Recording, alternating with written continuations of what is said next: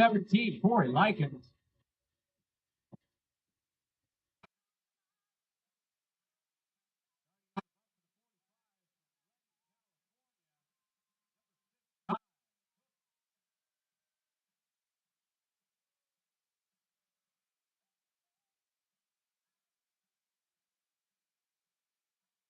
Those camo jerseys, most barely see them out there. First night camp in camo.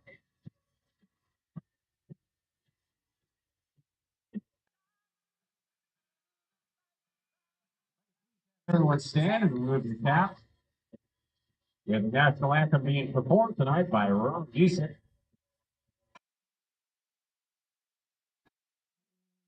Say, can you see by the dawn's early light what so proudly we hailed at the twilight's last gleaming, whose broad stripes and bright stars through the perilous fight o'er the ramparts we watched were so gallantly streaming, and the rocket's red glare, the bombs bursting, gave proof through the night that our flag was still there. Oh, say does that star-spangled banner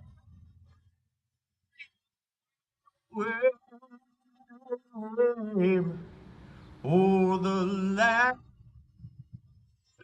of the free and the home of the brave. Rock and roll, baby. You don't hear a voice like that very often from them.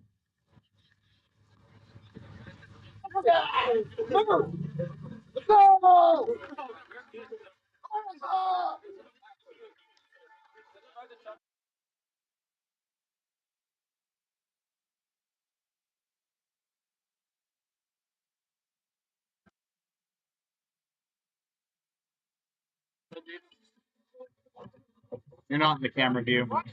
You're not in the camera view. That's too wide.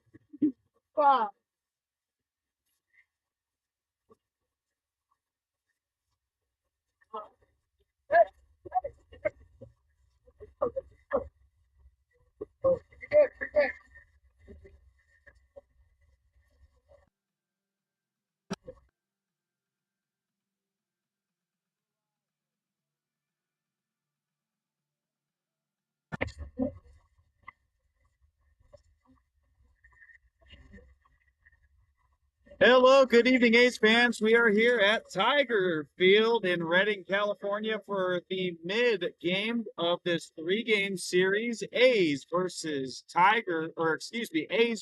Colt 45s. Love the start of that. Great start for me.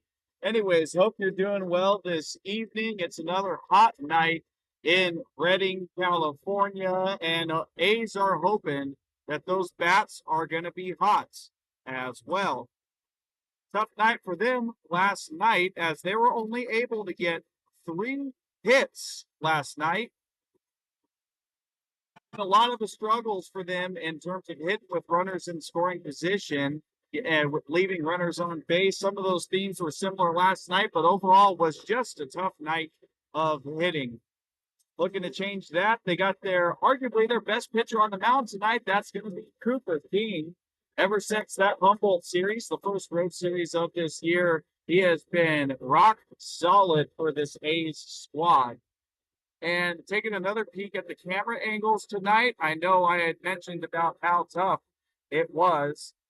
yesterday. We're trying out something new here. The battery life on these cameras aren't too great, so we're likely going to lose some connectivity at some point with these cameras, but we're going to be rocking with, they're not turned on yet, so 1 second on that, stand by. But we should have better views of this stadium here tonight, and hopefully better views of A's doing pretty well on the field. Getting into the starting lineup for your Fresno A's, Tyson Miller leads things off per usual. He is in center field. Batting second is going to be George Smith. He's at short. Batting third, Parker Cristall over at first base. Those top three are the same as last night. Now starting to mix it up, Luke Reed is in right field. He will be replacing Mikey Ramirez in right field and in the cleanup spot. Batting fifth is Scott Mitchell. He's in left, just like yesterday. Sixth, Isaac Fernandez takes A's Ethan spot at behind the plate. Batting seventh is Brian Sanders. He is at second base. Saw him come in at second base right at the end of yesterday's game. Batting eighth, Jake Maynard gets the start at the hot corner. That was Luke DeVoe's starting job yesterday. And rounding out this lineup is going to be Julian Rodriguez. So we're getting close to game time here. Again, sorry for difficult camera angles. Sorry for not great audio being next to the speaker here, but we're going to make do with what we got. Let's update that scoreboard to today. Top of the first, fresh slate. And those A's are getting ready to go. With assistant coaches Ben Youngblood and Ty Uber. The Redding Colt 45s are managed by Bob Anderson. Pitching coach Drew Baumgartner. Base coach Marcelo Cortopassi. Base coach Eric Winchester. And bench coach Kevin Gross.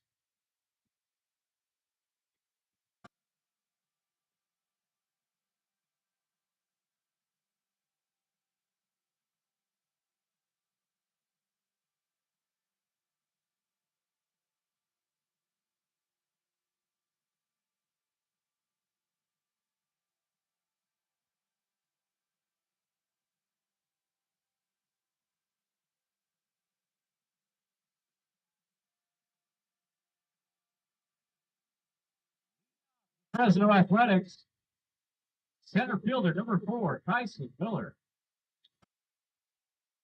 Well, without further ado, we are ready for action here. Tyson Miller leading things off for the A's. The contact lefty takes first pitch. 7-17. In for a strike, 0-1. Miller, one of the best hitters on this team, no doubt about it. Great contact and sprayed around the fields. Bit of a tough night for him last night, though. 0 for 4 and 2 strikeouts. We're not used to seeing him strike out that much at all this season. Count goes to 1-1 now. Taking a look at the starting pitcher for the Colt 45s. It is Cook that gets to start on the mound after Madsen's solid 5 innings of work yesterday. Miller sends this one into right field. That's going to be a base hit for him. Doing what he does best, leading things off for the A's, getting on base. Right field for a single. In the meantime, let's take a look if we have those camera angles up and going now. Yes, we do. Here we go. Got pitcher catcher, and we got action in the outright field since this angle isn't quite going to cut it. Let's get to that home plate view, though. George Smith now digging in, looking to move Miller around those base paths. Cook taking a quick peek over at Miller at first. Comes home. First pitch shows bunt. Takes it for a strike.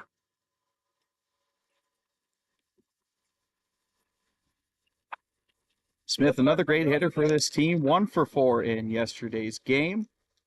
Led off that 4th inning with a hit of his own as a pickoff attempt over to first is not in time. Smith led off that 4th inning with a single, ended up getting all the way to 3rd after Parker Cristall was able to bunt him over. It was looking really good for the A's 1st and 3rd, no outs. Smith ended up getting back picked, though, and that ended that threat. Swing and a miss there on that pitch, and it quickly runs to 0-2. What?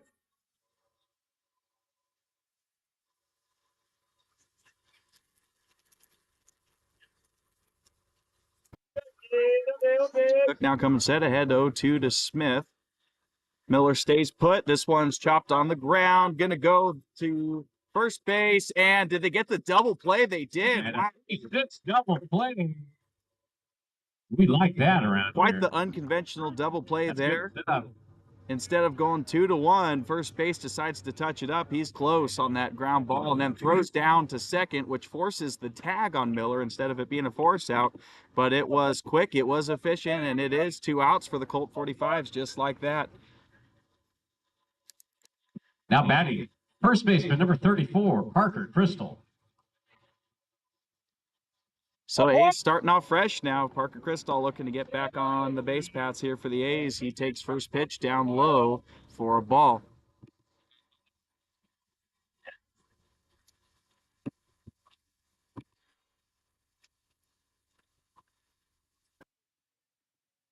Pitch number 2 on the way to Crystal. This one gets by the catcher, not even close for 2-0.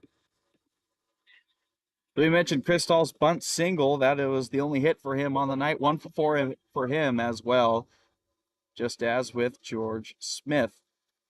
Those two making up only 2 of 3 hits for the A's in yesterday's ball game.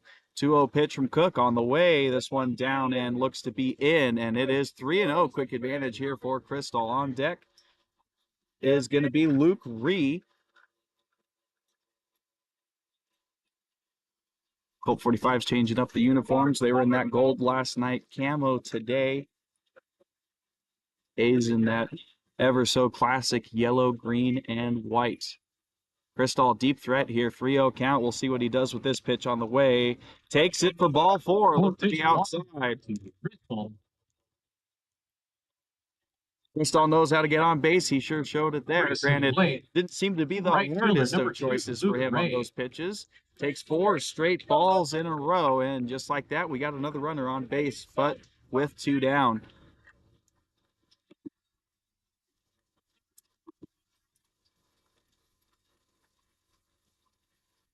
Checking on Crystal back at first base. He's back in there safely as the ball skips away there. Looks like we're just out of view with that camera. There we go.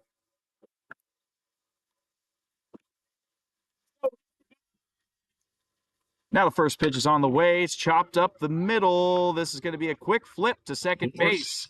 Number 3. Better start there for the A's in the top of the first as opposed to last night, but still nothing doing there. And the Colt 45s will be coming up for their first at-bats, looking to strike first.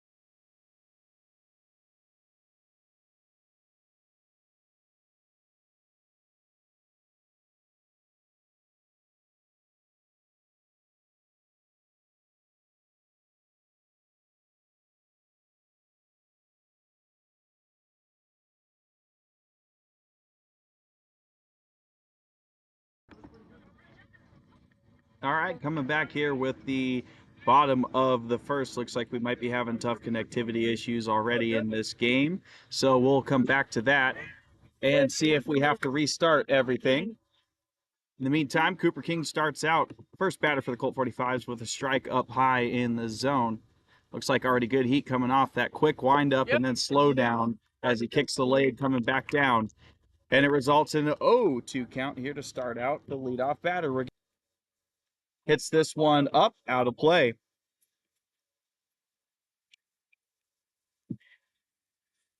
That foul ball brought to you by Muse Concrete Construction, a quality concrete contractor in Northern California. 5 night for Rogowski last night, but was able to get on base once via an error, and that was another tough, sore spot for the A's last night. 1, 2, 3, 4, 5, 6 errors in last night's game. That is certainly not a way to win a ball game, and that could be very much good reason why the score reflected the way it was. Strikeout looking here for Rogowski. Cooper King gets him at the top of the zone for out number 1.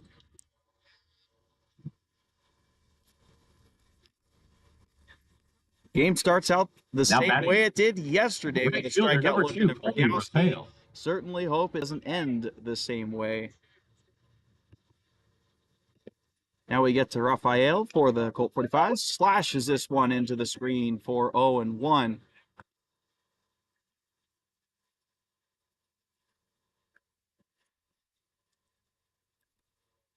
King already back on the mound. He's wanting to work quickly here, feeling good. Matter of fact, he's been feeling really good for the A's this whole second half of the season. So far, 5 pitches, 5 strikes. Good stuff for him. 0-2 pitch already on the way. In the dirt there.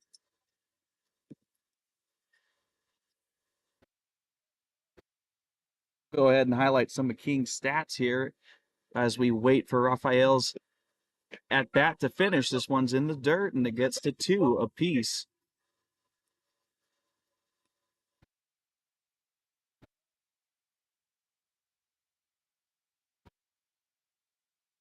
Two pitch on the way, swing and a miss. Yet another strikeout for Cooper King. 2 up, 2 down via the K. 1 swinging, 1 looking. That'll bring up to Canio. He's the DH for tonight. Moving up in the lineup a little bit, just 1 spot. Had yesterday, now batting third. In regards to Cooper King's season, this is going to be his 7th start, 43rd or 43 innings pitch going into tonight, as this one's taken for a ball, 1-0. 2-0 is the record he has got on the year. 19 runs, earned runs, that is. 21 runs scored against him. Total 2-0. First time he's been in this one. 60 strikeouts to 19 walks. That K to walk ratio has gotten really high. That is 3 strikeouts to 1 walk. Good stuff for him as he pumps in a strike there. 2-1.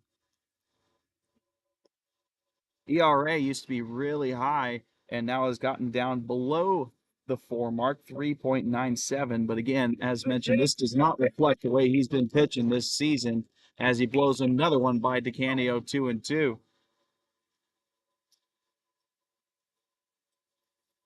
180 batting average against for him as well. That might be a better average to reflect how tough it has been for batters to hit him. Strikeout numbers impressive as well, as we heard 60 on the year through 6 starts going into tonight. So averaging about 10 a start.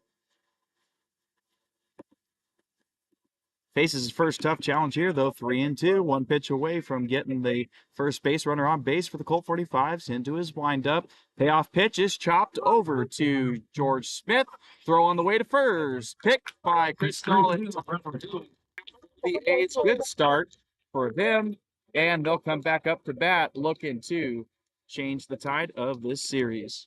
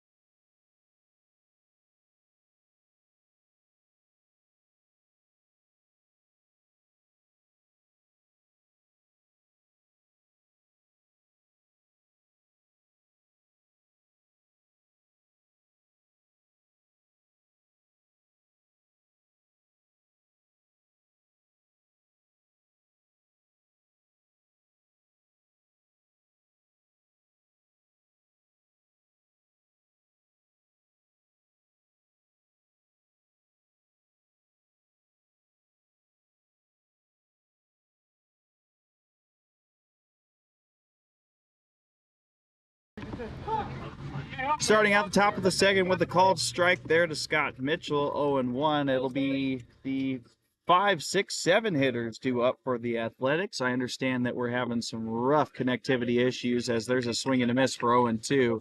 So we may end up having to reestablish having to use my phone for a hotspot. This is way worse than yesterday. I really can't say why. That is a strikeout. All beer will be $1 back off for the for the rest of fans the here, first so they'll inning. certainly Or second inning, appreciate excuse that. me. And out number 1 in this inning. Sometimes we don't get one in the first inning. Mitchell and Sanders exchanging Now batting. intel there on what the pitch is Future doing. number 65, Isaac Fernandez. Time Isaac Fernandez digging in for his first at bat. Cook shaking off the first pitch, now agrees on one. Fernandez blasts this one down the line, but it is foul. Well, no function fare well without. Fernandez did not get a start in yesterday's game. First start for him in this series, so no stats to report on there. Edens, on the other hand, he was the starting catcher for yesterday's game. Tough one for him. 3 strikeouts.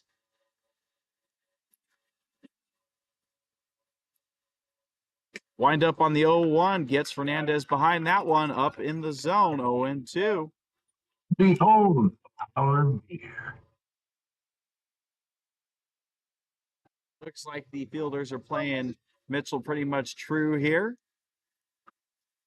Excuse me, that's Fernandez. Mitchell just struck out, takes this off speed in the dirt. Good discipline for him, 1-2. We shall pass.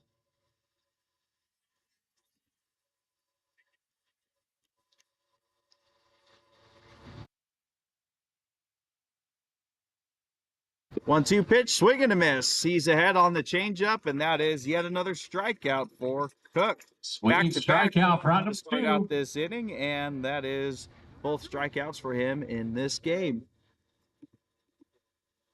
So 2 up, 2 down, 1 swing and 1 Second baseman, number looking. 9, Brian Sanders. Brian Sanders will be digging in with 2 down. Sanders, first start for him in this series as well. Did see him come in as a defensive substitution late in yesterday's game. First pitch is chopped over to the right side, throw, or left side, throw.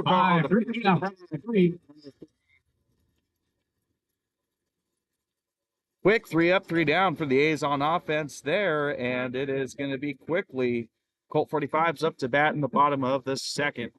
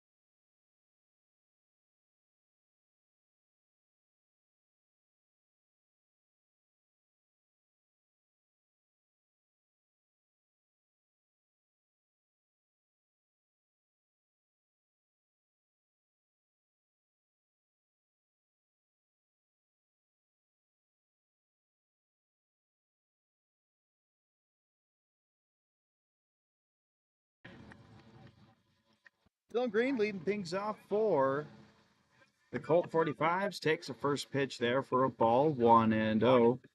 Was a starter for the Colt 45s in yesterday's game. He was in the 6 hole yesterday. Got on base 3 out of 4 times, hit by pitch in the first one, then was able to get a couple of base knocks as he takes strike there. So, excuse me, looks like it's 0-2 count on him. Saw that pitch in the dirt a little late, must have swung. Cooper King looking to finish him off. He does. He was out ahead of the changeup. Okay, so scoreboard did fool me. It is now 1-2.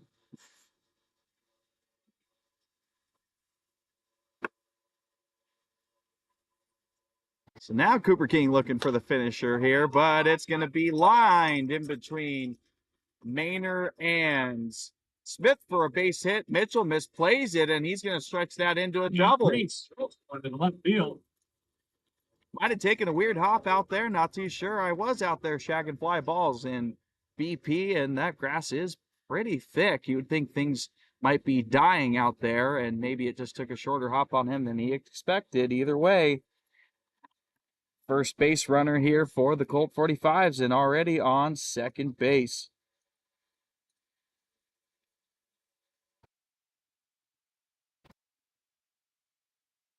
Leadoff double will bring up Manduano. Third baseman for the Colt 45s. Did not see him in yesterday's action. Did see him in the earlier games we had this season at Chansey Park, though.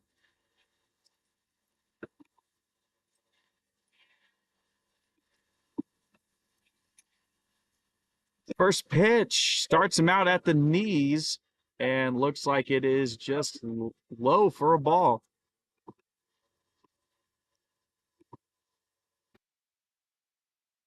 King slowing down his tempo a little bit after that double. Working from the stretch now. 1-0 pitch on the way. Great height, called strike, 1-1.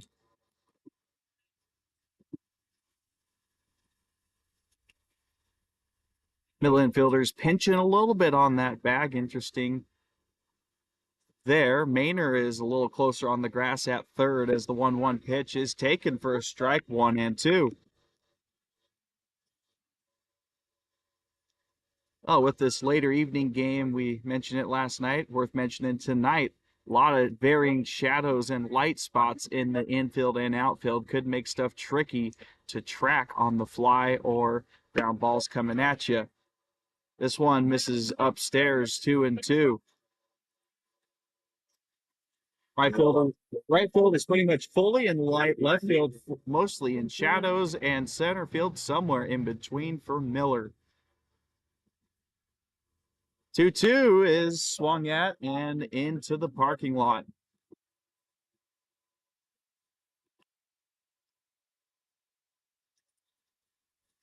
Had him falling forward on that one. Must have been a changeup. Had him slowed down there, but just able to get a piece of it to keep this at bat alive. King coming set now on the 2-2 to Manduano. Foul ball yet again.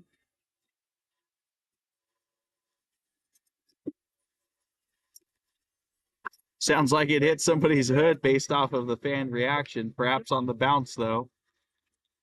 Hopefully that's okay. This parking lot's down the left field, or excuse me, first base side, and certainly is foul ball territory for dented hoods and cracked windshields. Another 2-2, and it rings him up. Great height. Must have been inside or outside. Manduano going back to his dugout disappointingly, as that is out number 1. Now batting, second baseman number 19, Ryan Ham. Third K for King already in just 5 batters. Here you go, 2 pump kid. Here you go. Looking at potential other one here in the batter Ham. Swing and a miss from Ham to start out his first at bat. 0-1. Ham in the 6th spot tonight, was batting in the 7th spot yesterday and got on base all 4 times yesterday. 3 hits and once on an error. Scored twice as well and had RBIs. Upstairs for a ball, takes 1-1.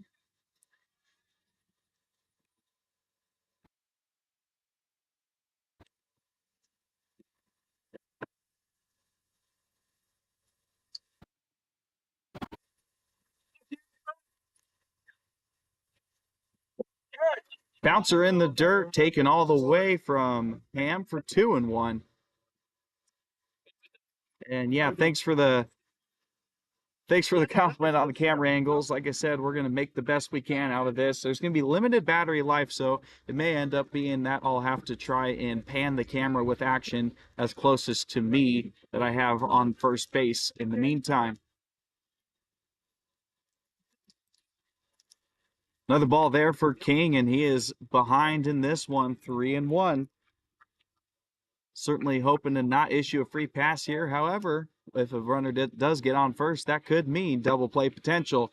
And we're going to see that right there as that one misses just high in the zone. First free pass issued from Cooper King. Ham takes his base, and he continues his perfect streak in this series of getting on base in every single plate appearance.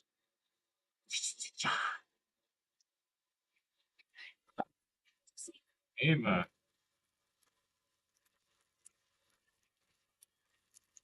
So runners on Now first and second now. Catcher, number 28, Brandon Zanny. Just saw my little nephew say hi. Sorry for the pause. That was really cute and awesome.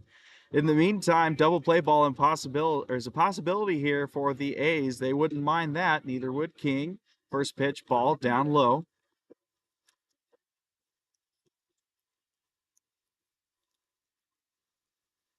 Zanny, the 7-hole hitter here for the Colt 45s. No action yesterday, first start of this series. Pitch number 2 to him. He swings and misses. Looked like he was swinging all the way out of the hand of Cooper King, and it was a foolish decision, let's say. That one went in the dirt, 1-1. Cooper King looks to be locked in on his batters here, not paying any attention to the base runners, not looking to pick off either of them as this one gets in for a ball just low below the knees. Hey, Mason, good to see you in the chat here. Thanks for tuning in. Sure wish you were up here. I hope you're doing well. 2-1 here for King. Sanders pump faking over, looking like he's going to cover second. Blows it by Zanny for strike 2.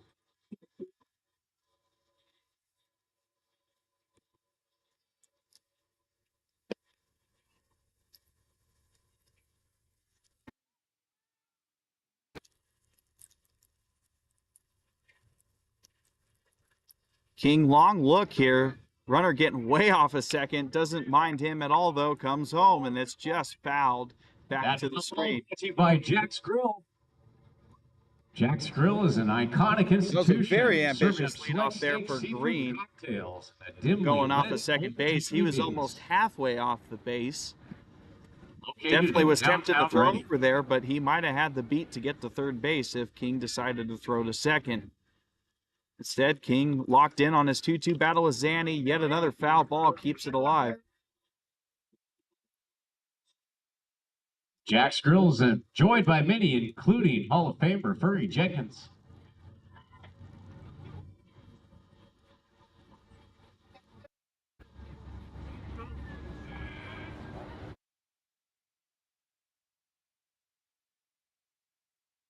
Yet another try on the 2-2 is sent out to right field. Crystal's on the run for it big time. And did he catch it? Yes or no? Throws it in. Looks like he did. I didn't get a call from the umpire there. Out of play looks like it's going to be a call. Out of play.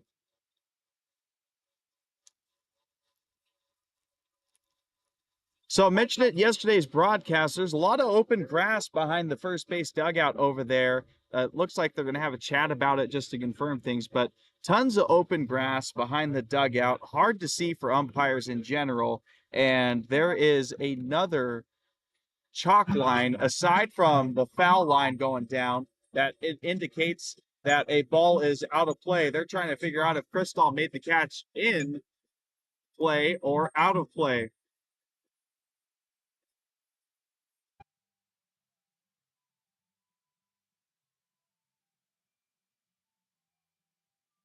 So they are going to call it a foul ball. Looks like Crystal made the catch just out of play. Interesting ballpark rules here at Tiger Field. The field is that the foul ball was out of play. So he did, in fact, make the catch, but just unfortunately over that out of play line. So we resume with Zanny. Tough battle here for Cooper King. Yet another 2-2 pitch oncoming to him. And runners on the move here. Throw down to third. He had the quick beat on it, and it is easily a stolen third base for Green.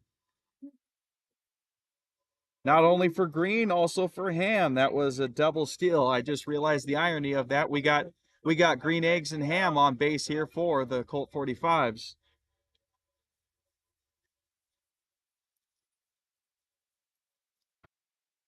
So full count here for King, looking to punch out Zanny. He's a tough battle here. This one's popped up. Looks like it's going to get out of play. Yet another full count. Try for Cooper King. That ball brought to you by Umpqua. He's had Zanny at 2 strikes for quite a while here, eating up a lot of pitches. We saw in Weller's start last night, a lot of pitches get eaten up in the second inning. Not nearly as much here, but King trying to limit it. This one's bounced on the ground. It's going to be a run, but it will be an out as well. It's good for an RBI. Ends up being a sacrifice ground out. 10 pitches, the announcer PA just said here. And it is the first run of this ball game for the Colt 45s. Very strange bit of deja vu in a way here. The game started out with a strikeout looking for the Colt 45s, and then they get their first run of the game in the second inning. But now 2 outs here, and first pitch in there for a strike. That is to Carroll, the shortstop.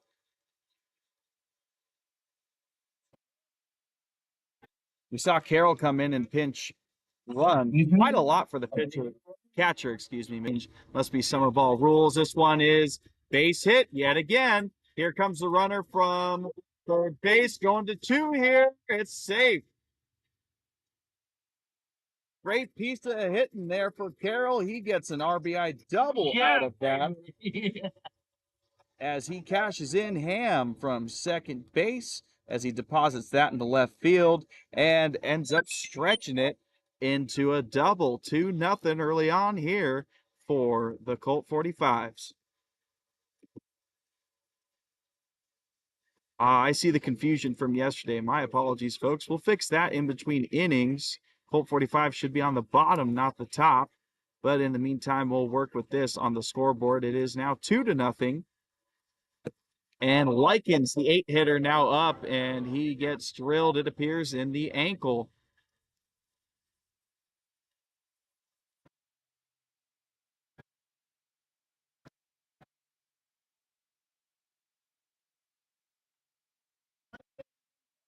Scratch that. Apparently, he lost his bat.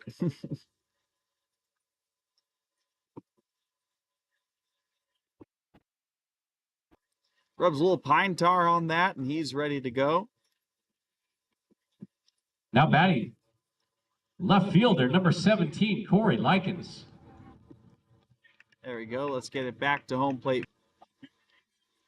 All right, so 0-1 count here to start him out after he lost his bat. Another stamped Fernandez going down to third. Maynor has to get his body in front of it to make sure it doesn't head to the outfield, but Carroll taking advantage, gets to third here. And Colt 45s early on having their way on the base paths here, getting huge jumps before the pitch is even thrown.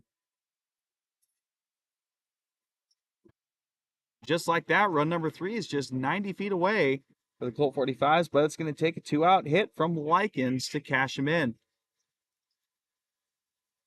1-1 taken in the dirt there. Good block from Fernandez to keep Carroll at third.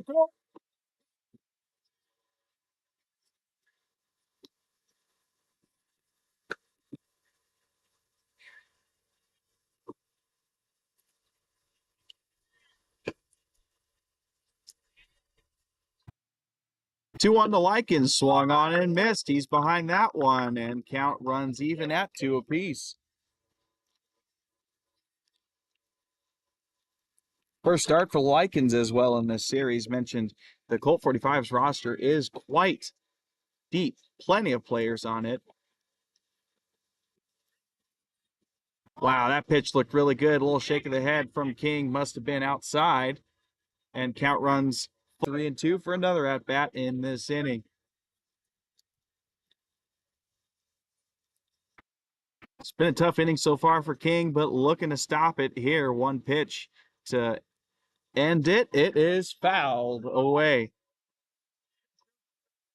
That foul ball brought to you by Placer Title Company. PTC will be your backup for that double play as a full-service title and escrow provider.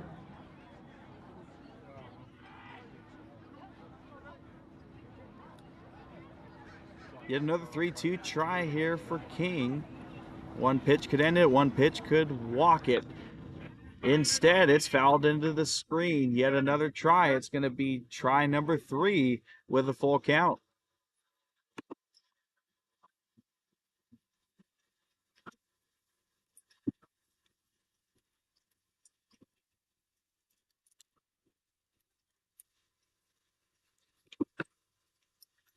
King sets from the stretch now. 3-2 on the way. Yet again, bounced in the dirt. Coming home, King not able to get there in time.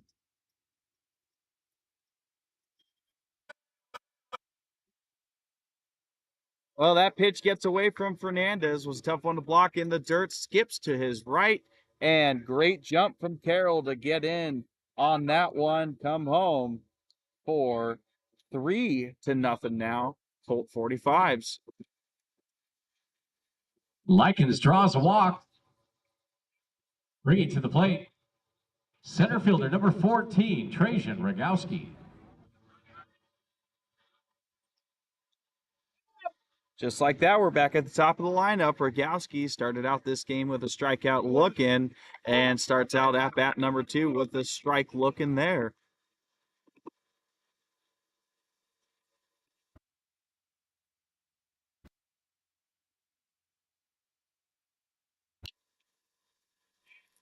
Oh, 1 shows bunt, bounces away from Fernandez. It's in the front. Dugout yelling to him at where it is, but nothing doing there to try and stop the runner from advancing. Likens easily takes second base.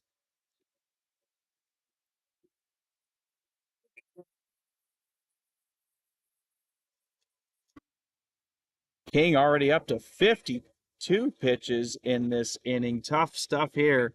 It's a great start for him in that first inning, but single walk and some sacrifice flies. Big at bats, tough at bats for the Colt 45s has really worked his pitch count here.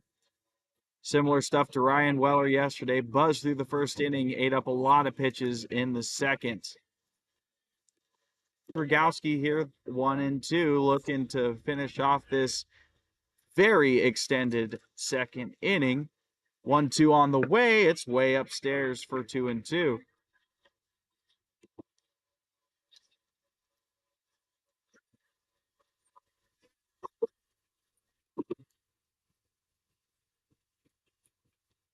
Long look in for the signs here. 2-2. Yet again, looking for that last punch out. Shadows starting to creep in more here at Tiger Field, making visibility a bit easier. Swing and a miss from Rogowski. Gets this inning done and dusted. The 45s pick up 3 runs to score after 2 Tough inning complete. for the A's on defense, Zero, though they allowed Redding 3 runs in the second inning, already in a hole they don't want to be in on the road especially. It's been tough for them on the road. They're going to try and show some character, some resiliency, and get those bats swinging and those runners moving around the base paths.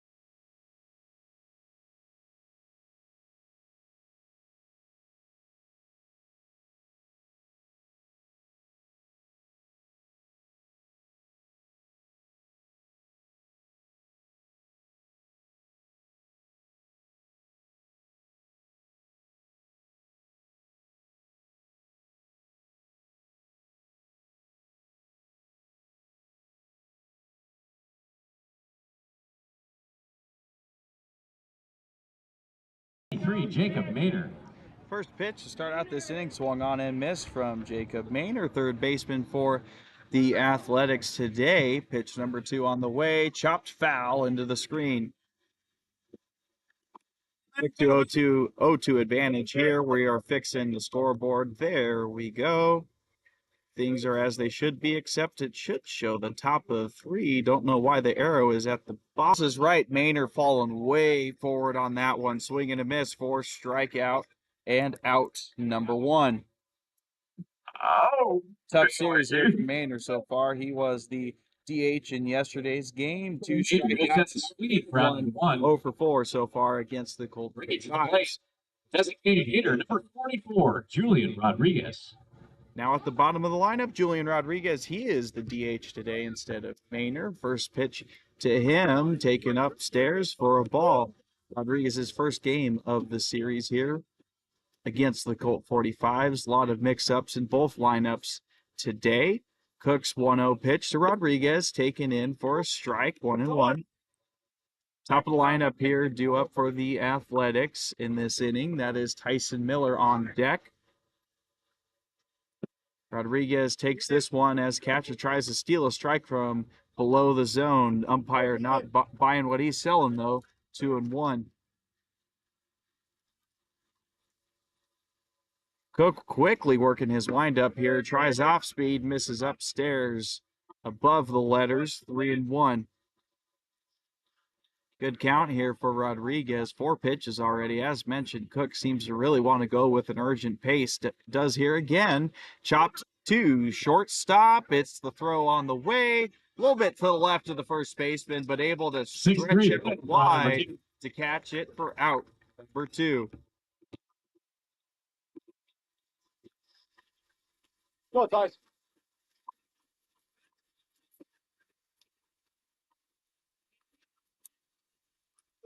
Now batting. So aside from Center a fielder, hit and a number 4, walk here, Tyson Miller. of course, coming from Tyson Miller, who's up to bat right now, this game has really been ground outs and strikeouts so far for the A's on offense. Miller takes the first pitch he sees of at-bat number 2 in for a strike, 0-1. Miller deposited one in right field to start out things in this ball game. Chops at this. It is weakly fouled back to the screen. 0-2 hold to him. That dribbler foul ball brought to you by Sierra Pacific Industries. We mentioned how good he has been with not striking out this season as well. Entered this series with just 7 strikeouts through this whole summer season. Had 2 yesterday. As the 0-2 Cook on the way, chopped towards the shortstop. Backhander throw is low. Oh, not able to pick it, and Miller's going to beat that one out. Unsure if that's going to be ruled an infield single or if it's going to be an error. Infield umpire gives Miller a high five for the good hustle there getting down to first base. He's on base twice in both at-bats here today.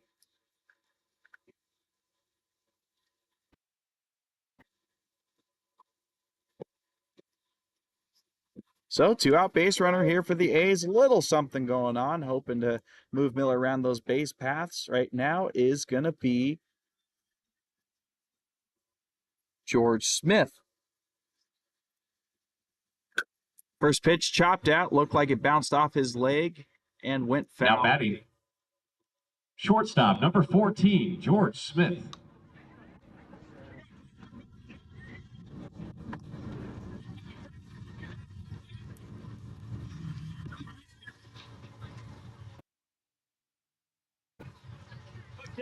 See if Miller wants to steal here. He is a speed dimming on those base paths. Quick comebacker to the pitcher. Great snare. He'll underhand toss it to first, and that is the end of this top of the third. 2-out single for Miller. Nothing doing for the A's yet again, as there's a ground out to Cook, and the A's still looking for their first runs of this series. Colt 45s need to looking to build on a 3-0 lead.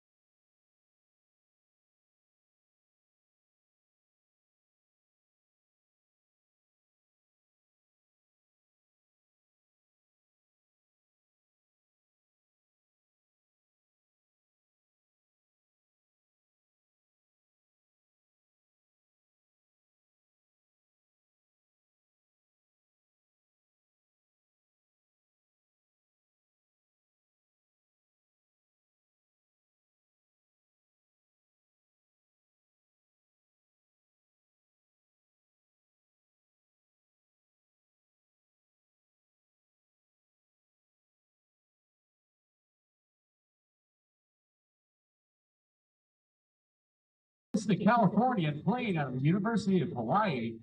Right fielder number 2. Colby Rafael. Yet again, looks like we might be having connectivity issues. We're going to keep monitoring those. We might have to go to a hotspot alternative here. In the meantime, Cooper King starts out this third inning with a strike. Tough second inning for him. That was 40 pitches in the second inning. So he starts out this inning with 55. In the meantime, 3 innings worth of work for Cook, and he only has 32. That was definitely a car that got hit. Hope it's okay to whoever owns that one. In the meantime, it's going to be 1-2 count here to Rafael to start things out for the Colt 45. Struck out his first time, strikes out a second time. Fernandez puts the tag on to ensure that is out number 1.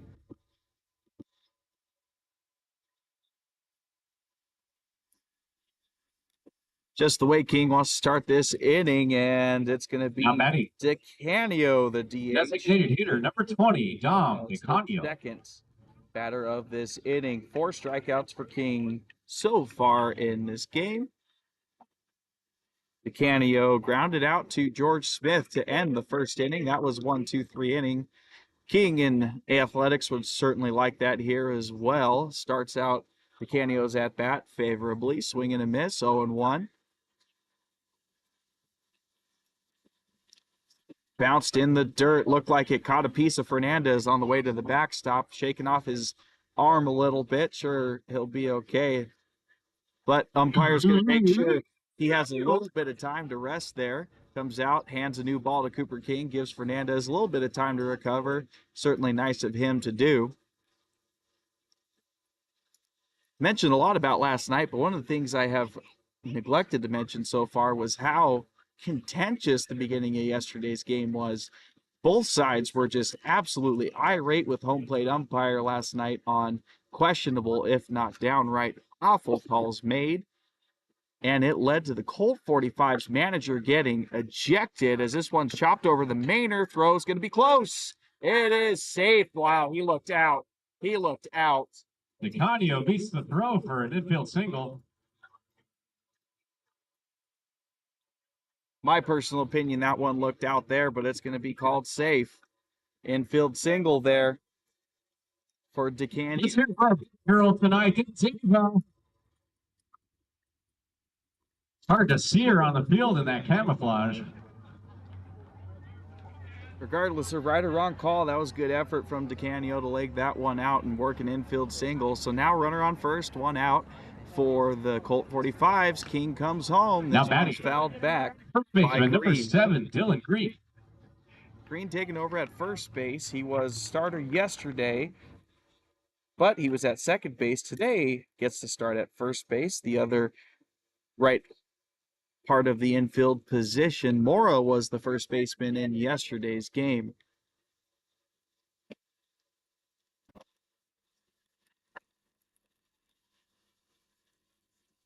Oh, 1 pitch to Green. Check swing. Yes, he did. No need for assistance on that one. 0-2. Green even knew it with the little disappointing smirk he gave himself. Returning back to last night's game, though, it was the top of the 4th inning when the Colt 45 manager already had enough, not even halfway through, and he just let the home plate umpire have it. It was face-to-face. It was contentious. And this is strikeout number 5 for Cooper King as he gets 2. A swing and a miss out of Green. 2 down in this inning. Now batting, third baseman, number 33, Isaac Mondahano. 2 down, runner on first. That's DeCanio after legging out an infield single. Manduano, the third baseman, digging in for his second at bat.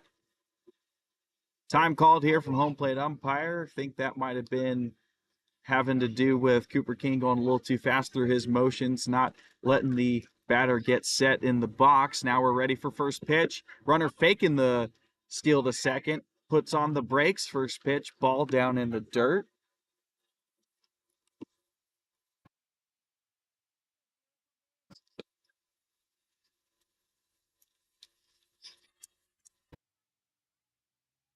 1-0, broken bat over to George Smith. He's going to have to go to this. Accurate run, and it is the end of the bottom of the third. One hitter gets on base via a single, infield single, but we'd like to being take able to shut down the threat there, and A's will head to the top of the fourth. Still looking for the first runs of this series. It is 3 the cost for all of the players.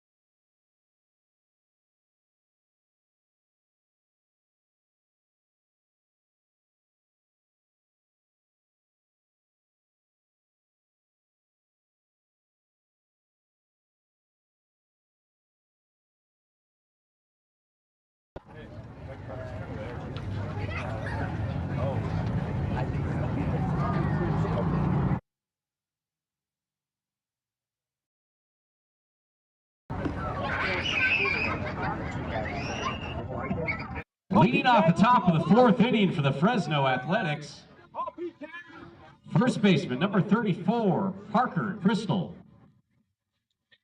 We return at the top of the fourth, heart of the lineup here, 3-4-5, due up for the Athletics. Parker Crystal leading things off. First pitch from Cook is way ahead by Crystal, fouled in front of the Colt 45s dugout for 0-1.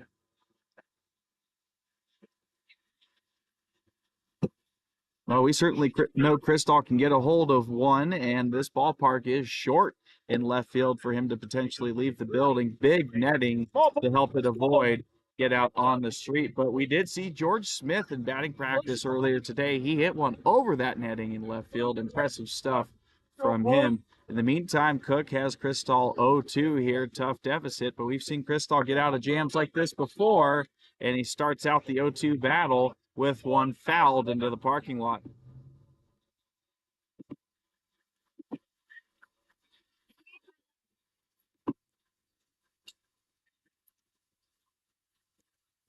Cook shaking his head no a couple times, yet another time, and that's going to cause a call for time here by Crystal.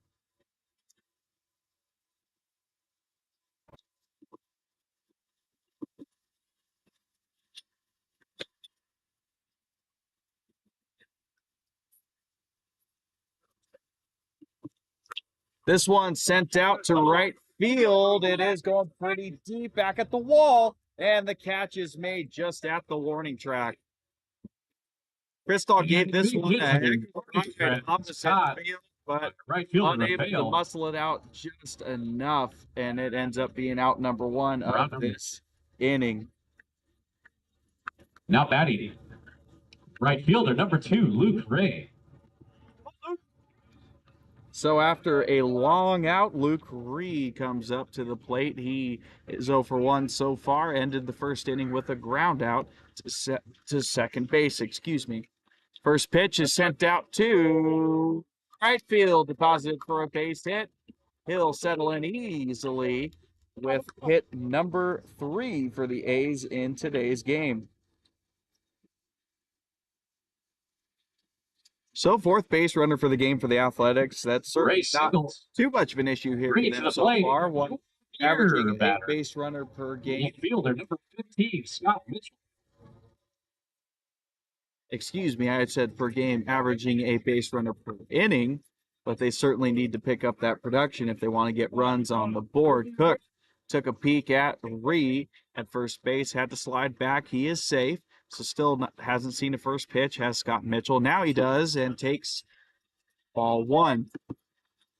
Quiet feet, Scott. Quiet feet.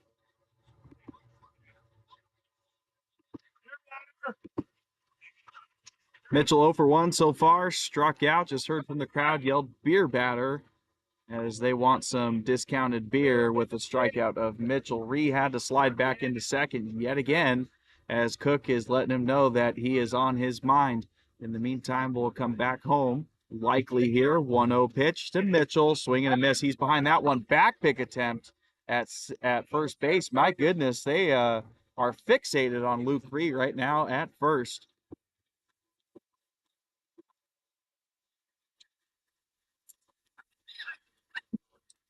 Scotty, I'm down, man.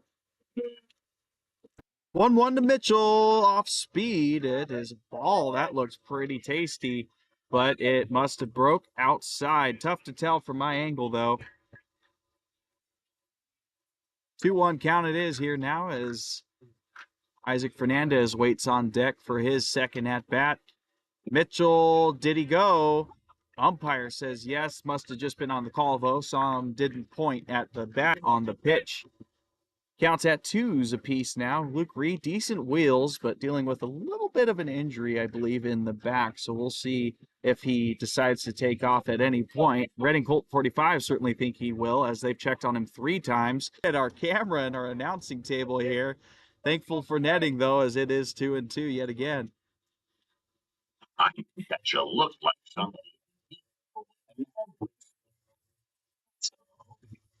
Tell you what, if that netting wasn't there, this camera angle right here would have been wiped out. That was a heat-sinking missile for that camera, but thankfully not. 2-2 pitch on the way to Mitchell. Has to duck out of the way. And teammates tell him to wear it. Instead, it'll fill up at 3-2. Walk it or knock it, a A's fan yells out there. I like that saying. Haven't heard it before. Definitely in position to do so, though. Ree's finally on the move, and doesn't matter as Mitchell's going to take out Mitchell close to the net. It's very important that they're a foot or two away from the net. Keep them safe. So for the first time in this game, we have 2 runners All it on takes is base for one. the A's. It's going to be Convenient foul ball. at second and Mitchell at first. Only 1 out in this inning. Good chance for them to score, and they're going to be looking to Isaac Fernandez to get that job done. Coaches call out signs here. See fingers going out with different numbers, different signals. Players taking in what they want. And first pitch on to Fernandez is chopped towards the third baseman. It's going to be a tough play. Throw on the run is in time. 3 for out number 2. Runners advance. So Fernandez does his job, at least for now. The runners move over 90 feet each. Runners, both of them in scoring position now. Good opportunity to catch in here for the A's, but it is a 2-out hitting by the A's. And Brian Sanders is the one it'll have to be. Sanders 0 for 1 so far, chopped out to third base his first time up. Takes pitch number 1 in for a strike. His ground out to third ended the action in the second inning. Certainly looking to extend the action here in the 4th inning.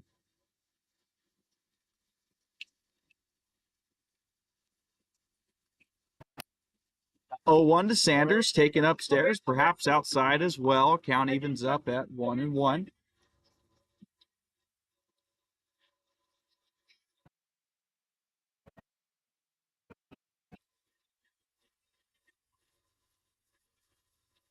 One on to Sanders, called strike.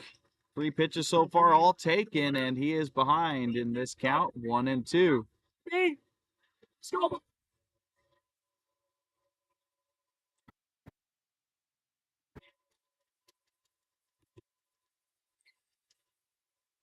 Cook looking to put this threat away on the 1-2, and Sanders chases way out of the zone upstairs for strike 3. Bailing out Cook Strikeout. with the strikeout, and that'll end the threat for the A's in this inning. Best threat so far, and like I said, deja vu so far. Best threat last night's game was the top of the fourth. So far today, top of the fourth, but both are unfruitful. A's still scoreless. They'll head to the bottom of the fourth, looking to keep the Colt 45s off the scoreboard again and keep it at just a 3-run deficit.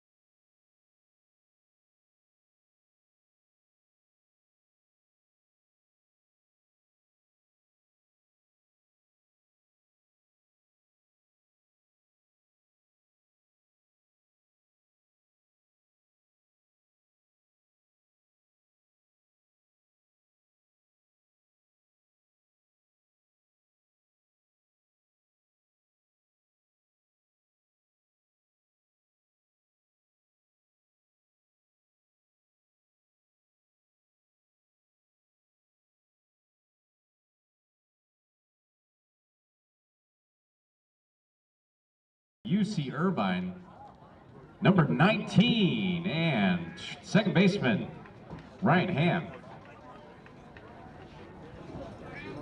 Bottom half of the fourth inning looks like this. It's going to be Ham, Zanny, Carroll. All three of them productive in their at-bats so far. Umpire now gets behind home plate. We're ready for action. Cooper King seeking a fourth inning of work. Pitch count better after that third inning as this one's chopped out well to right field. Dumps in for a base hit. And Ree quickly gets it in to just keep it at a single. It's the field. Single. And yet again, Ham keeps getting on base for the Colt 45s. He's going ham at the plate. Yet another hit for him. That is going to be his fourth Number 28 of this series in just essentially a game and a half. So we've seen him steal before. We'll see if he goes again. This bunt attempt from Zanny is popped up into the first base netting for a foul ball. Mentioned all three of the batters due up here have done their job in this game. Zanny worked a 10-pitch at bat and was able out to score a run. He fouls this one, looks to be out of play yet again.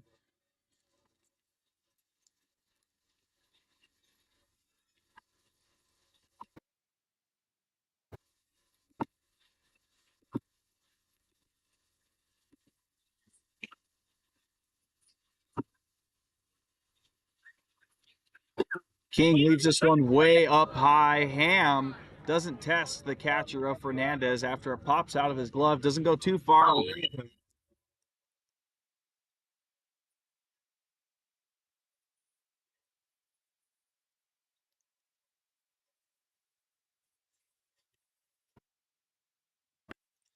1-2 count here for King, looking for yet another strikeout. Ham fakes he's on the go. Now he's really on the go as it's dumped into left field. Base hit. Mitchell throwing it in. Relay on the way from Smith. He's going to have to eat it. Ham gets in to third base. Good jump from him. Otherwise, he might have been thrown out. That is back-to-back base hits. Colt 45s. Now runners on the Drives one left for a single. 45s, that is. And they're in business looking to score here yet again. And they haven't scored runners yet, at the corners. the Shortstop, of last night's Anthony game Carroll. presenting themselves here. They scored in the second. They're looking likely to score here in the fourth. King's first pitch chopped at. It's going to get out of play. 0-1 here.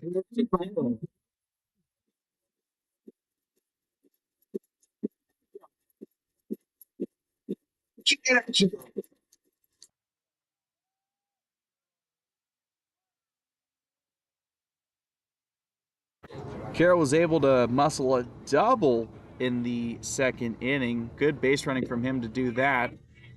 Zanny was faking he was going to go down to try and steal second. Stays put. 1 ball, 1 strike.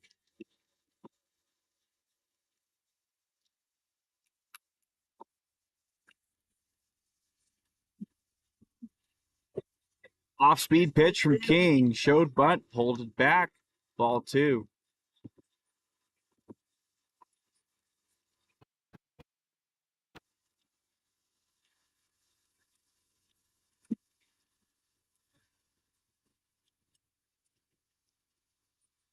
King's 2-1, shows bunt again, goes for it, but it is chopped into foul ground. Count rolls at 2 apiece now. We've certainly seen small ball this season with the Humboldt Crabs, the Medford Rogues. We've seen the A's utilize small ball more recent, but not really so except for a bunt from Crystal last night.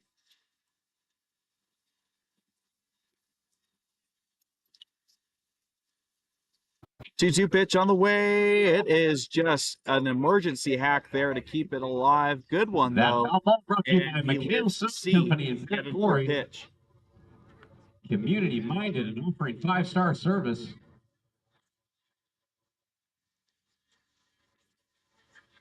Showing bunt here, that would be crazy with 2 strikes. It was just a psych out King, who certainly doesn't there, though. Blows it by him, swing and a miss for strikeout and out number 1.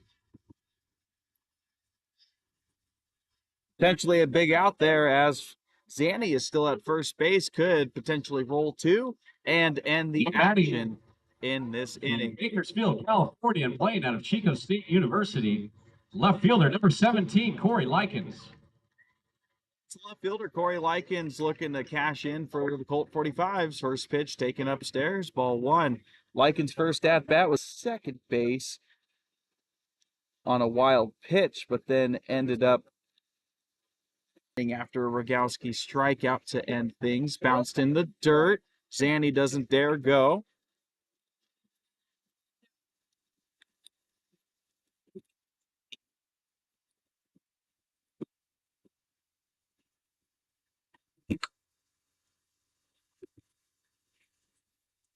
Two-0 advantage here to Likens. King looking to get back into it. He doesn't there. This one skips away, and Zanny's going to be able to get down to second base, but doesn't go far away enough for Ham to capitalize on.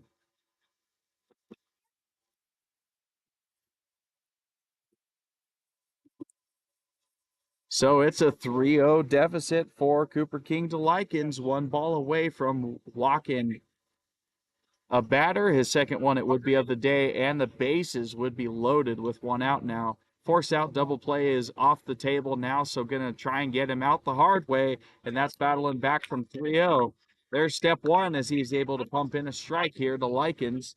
Coach Wyatt Featherston calling out some adjustments here by the defense in terms of what depth they want them to play. In the infield, Maynor is up, Crystal is up. Those are the corner infielders, and even the middle infielders are up a little bit, but not like crazy. And now that is a walk, 5-pitch walk, and the bases are.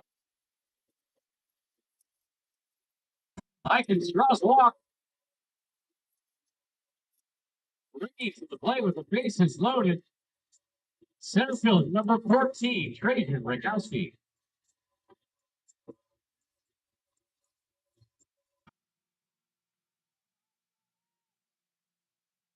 Potentially crucial point in this game here. Bases are loaded, just 1 out.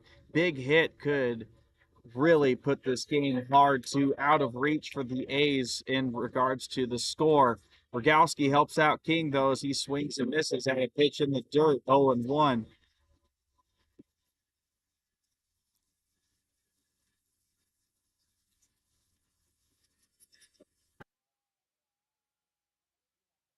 As Ham at third, Zanny at second, Likens at first. Rogowski looking to drive them all in with a huge hit to the outfield. Takes this one wisely this time.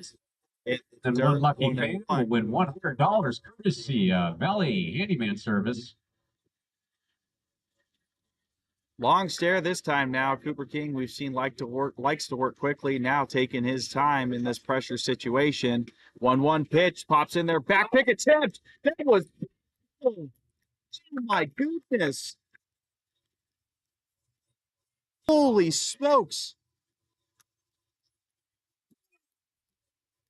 Call on the pitch was a ball there, but Fernandez just absolutely put the ball right where it needed to be. The Parker Crystal caught it right where it needed to be, and the runner just slid right into the tag. No need to put the glove down. It was just perfect placement. Holy smokes, that really helps out the A's there. So now it changes the complexion here. 2-1 pitch, bouncing the dirt now, and now the runner's coming home. It's going to be a run scored.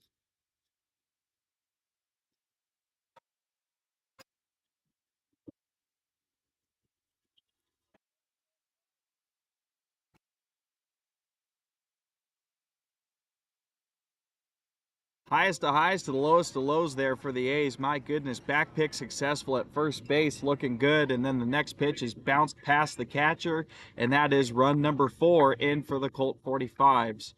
But still a chance to get out of this inning with only one run once allowed. This one is fouled up in the air. It's going to get out of play. Full count, 3-2. That made a resounding thud sound as it came down from the atmosphere. Don't know if that hit a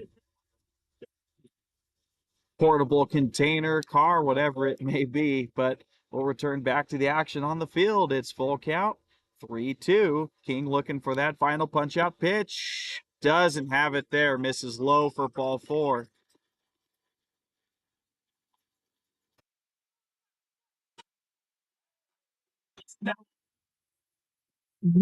He runs away.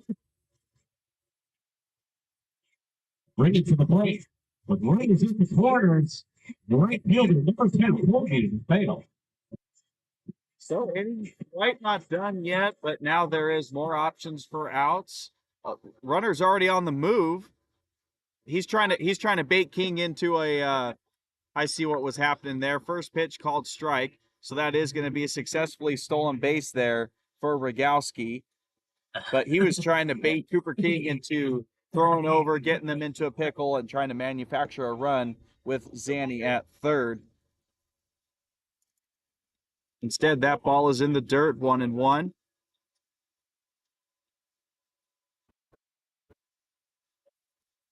Looks like the batter just kicked the live ball there. That is something that definitely should not be allowed.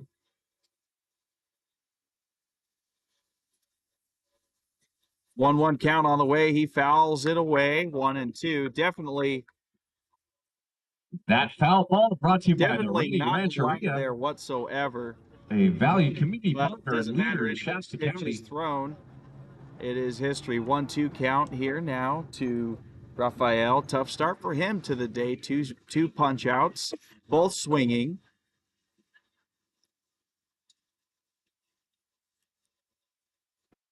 Runner on third now is Zanny, and Rafael would like to get him in for run number 5. That might be it. It is sent deep out to left field. It's happening.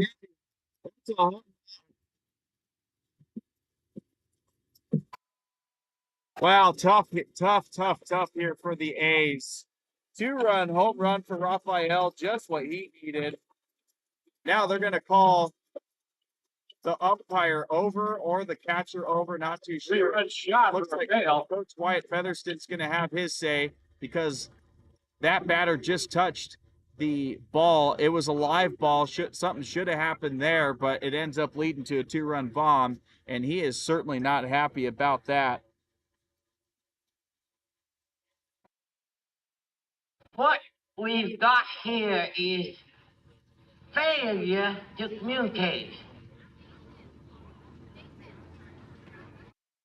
Scratch that. It was a 3-run bomb there. Zanny scored. Rogowski was at second. Just kind of forgot about him.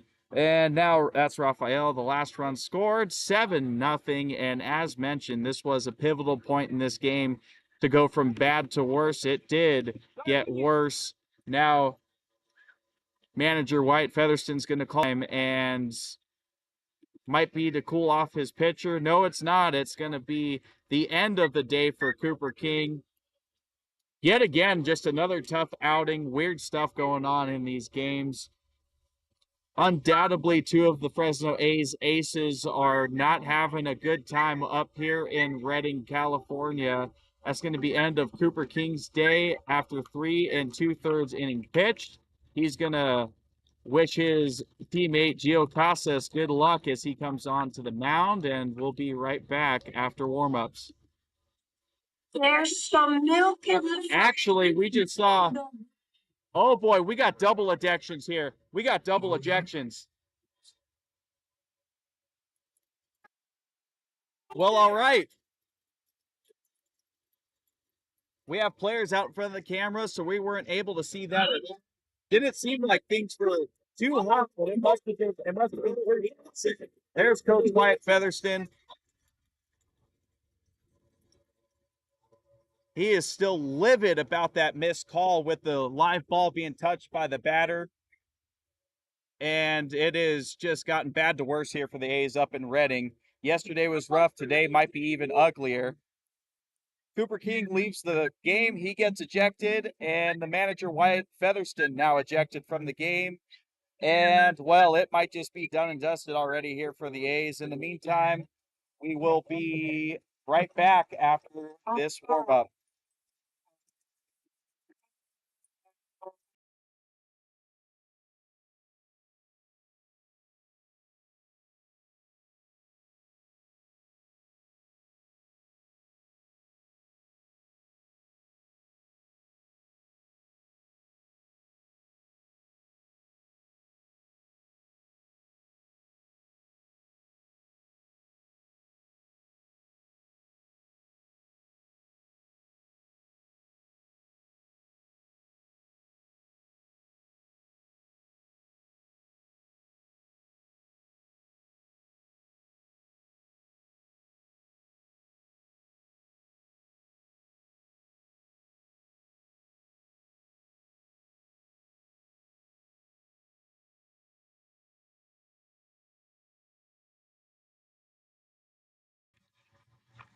Well, all righty, we're back. Gio Casas in the game for the Fresno A's, looking for the last out of this inning, this painful, tough, eventful, chaotic inning, whatever you want to call it. In the meantime, he starts out the batter 1-1 here. That's going to be DeCanio that is in the game. Pitch taken low there, 2-1. DeCanio 1 for 2 on the day. It's a single in the third inning. He started out this day's action with a ground out to short. Still trying to gather myself from all that action. In the meantime, ball there, 3-1 for Casas. Casas has been reliable on the mound as a reliever, pitching long innings of relief primarily. We've seen him start a couple of games for the A's. Dots this one down low, but it's called a ball, and this fourth inning continues. DeCanio draws a walk.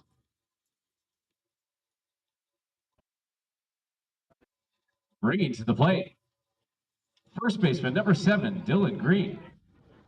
So seven Colt 45 batters down, 2 more to go until they bat through the lineup. It is Green. That'll be the 8th batter. Pitch number 1 is yanked way wide, and that is easily second base for DeCanio.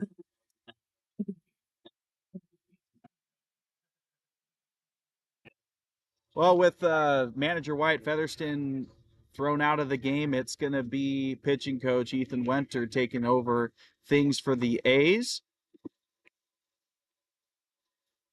1-0 starting out here. Outside there, 2-0.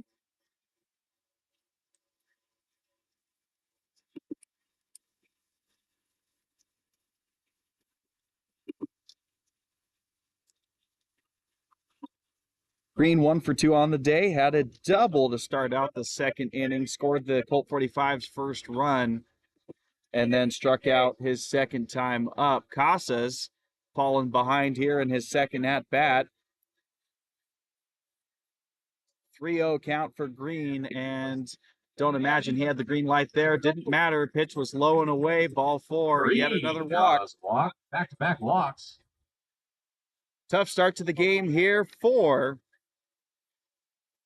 Gio Casas. 2 batters in, 2 walks, and that's going to prompt a visit from his catcher, Isaac Fernandez, to try and cool things off. Pat on the chest, ready to go. We're back, and it's going to be Manduano, the 9th batter of this inning.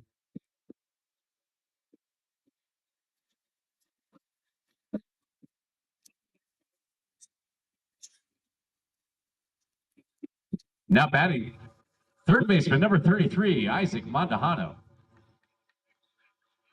Manduano 0 for 2 today, strikeout looking, and a ground out to short. First pitch looked good there from Casas, 0-1. Perhaps that chat with Fernandez helped him out to cool off. He definitely got put into a very contentious spot there in the game. The tensions were high, emotions were high, and looking to come back down and settle in here after what was just a rough 4th inning for the A's. Cooper King all around. And as mentioned just last night, deja vu here again tonight. Ball outside there for 2-1.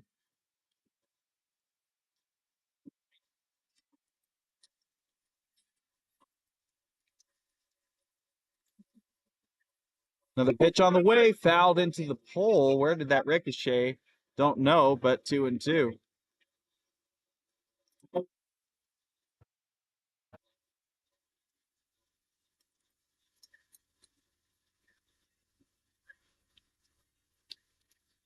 Counts at 2 apiece here. Casas looking to finish things off. Runners on the move, and they're going to eat the throw. Successful double steal there for the Colt 45s. DeCanio over to third, Green to second, and 2 runners in scoring position now.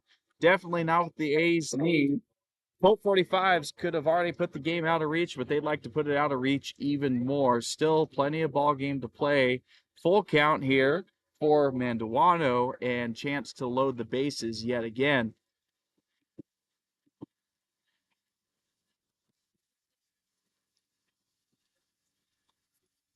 Payoff pitch on the way. It's outside. Ball 4. Wow. Great height on that one, but it'll be Walks, a most must walk. bases.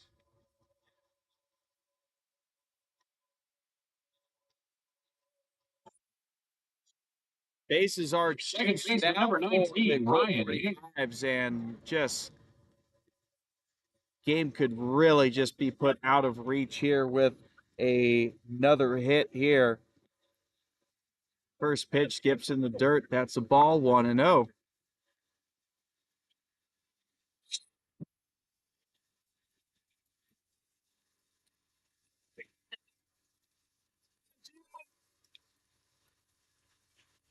Ham's up to bat. Now it's his second inning. As mentioned, they've batted through the lineup, and pitches outside to it. Ham started things out in this inning with a single, and I mean, unfolding this inning, it's gotten bad to worse. This is down the line. Looks like it's going to be foul. That foul ball brought to you by North State Security. You can feel secure at your Redding Colt 45 games because we always have North State Security on duty for every game. Say hi to Mark. He's the usual around here.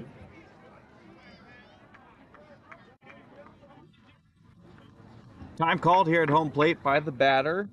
Now resuming here. Ham digging back in. 1 for 1 on the day with that single, as mentioned, that started out this inning. Also walked and scored in the second. Takes this pitch. Called strike. Looked to be a bit favorable on the outside. But Casas will certainly be taking whatever he can get at this point.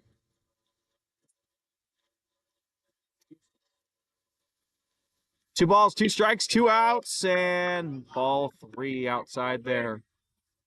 A little bit of action going on in the Colt 45's bullpen. They might think about not using too many pitches out of their starting pitcher with this game really getting out of reach. 3-2, taken outside. Ball 4, walked in a run, has Casas. That is back-to-back-to-back-to-back walks.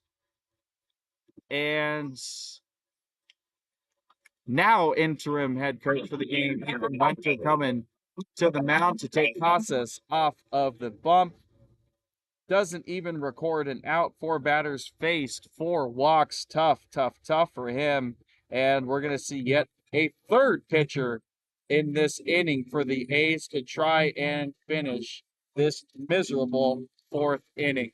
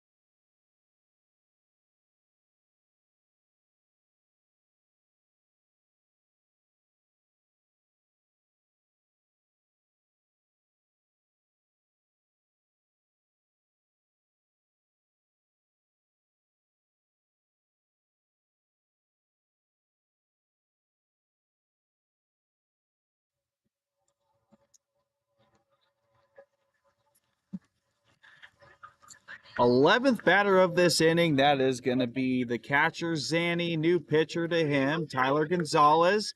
Pitch is swung on, it's missed. Got away from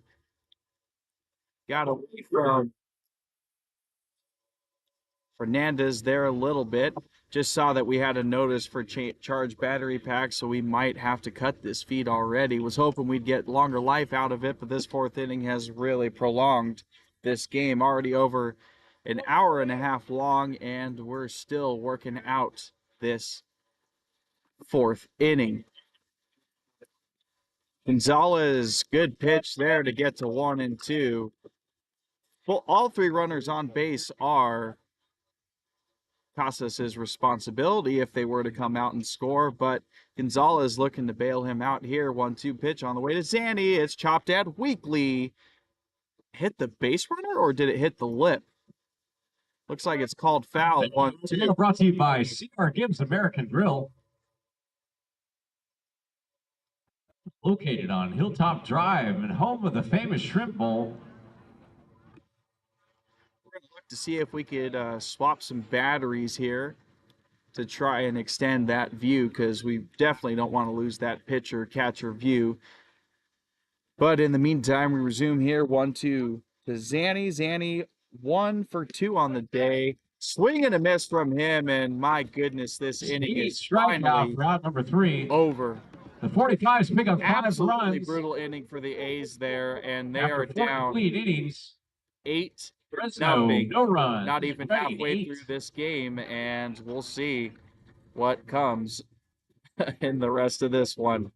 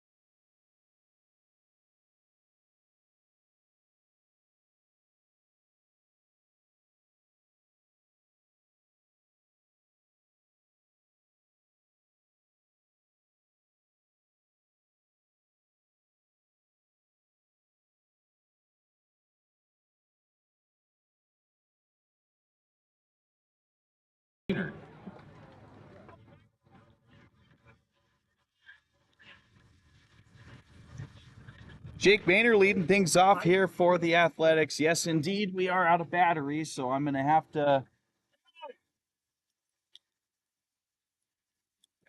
to pivot this camera and just show you what I can in the meantime. Manor 0 for 1 on the day, swing and a miss, 0 and 2. Swing, swing. Looks to still be Cook out on the mound there. Going to try and get a 5th inning here. Swing and a miss, and it's going to be 1 and 2, excuse me. As mentioned, Matson last night went 5 innings. Cook probably looking to do the same. Colt 45s might just do a carbon copy of their strategy last night with how both games are just mimicking each other big time. 1-2 pitch is on the way to Maynard. Chase is upstairs on a heater, strike 3. Shot. Wait. So that's going to be the 5th strikeout there for Cook in 4 1/3 inning of action. DH Rodriguez now due up, but in the meantime, we have a little pause in the action here. Grateful pop. Pitcher and catcher chatting with each other. So yeah, we're going to be limited to this one camera angle in the meantime, but we got one of the cameras on the charger, so hopefully when we get enough running for our pitcher and catcher view, and then we can move this camera too as freely as we need. It'll be a bit of a Now batting. balance here though with me. Designated hitter number 44, Julian Rodriguez. Julian Rodriguez up, first pitch to him, swing and a miss, strike 1. Rodriguez grounded out to short in 1 at bat so far, 0 for 1. Tyson Miller on deck. That's top of the line at the top of the zone. Doesn't get the call though, 1 and 1.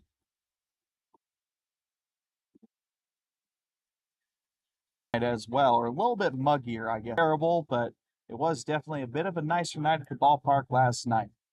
It's fouled into the screen by Rodriguez, 1 and 2. That foul ball brought to you by Wind River Resort Casino. Food, games, concert suites.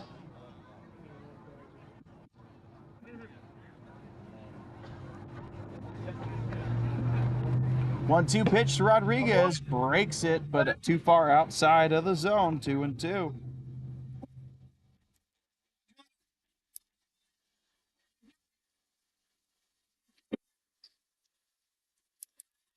Go, Julian!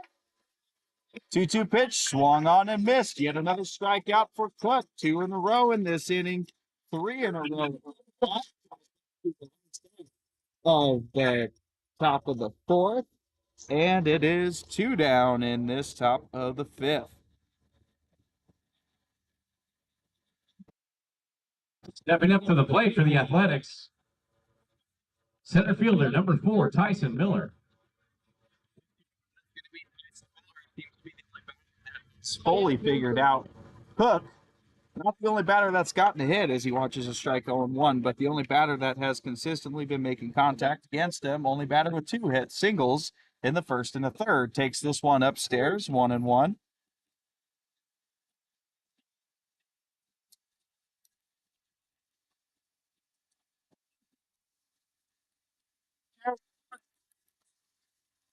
Oh, the cut! 1-1 pitch on the way to Miller. It's going to be taken, looks to be outside. Hard to tell from my aim, but 2-1 advantage to him.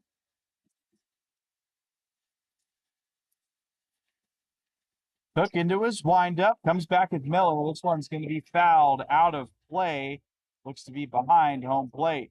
Bounces into the stands as That's all brought to you by Shasta Spine Specialists.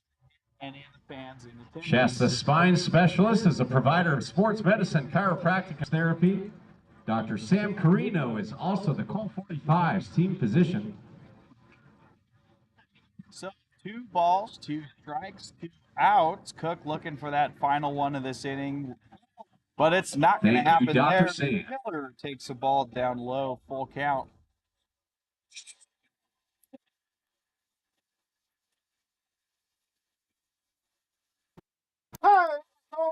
Payoff pitch on the way to Miller. It's chopped at. It's going to be over to the second baseman. Over 3 foot out for number 3.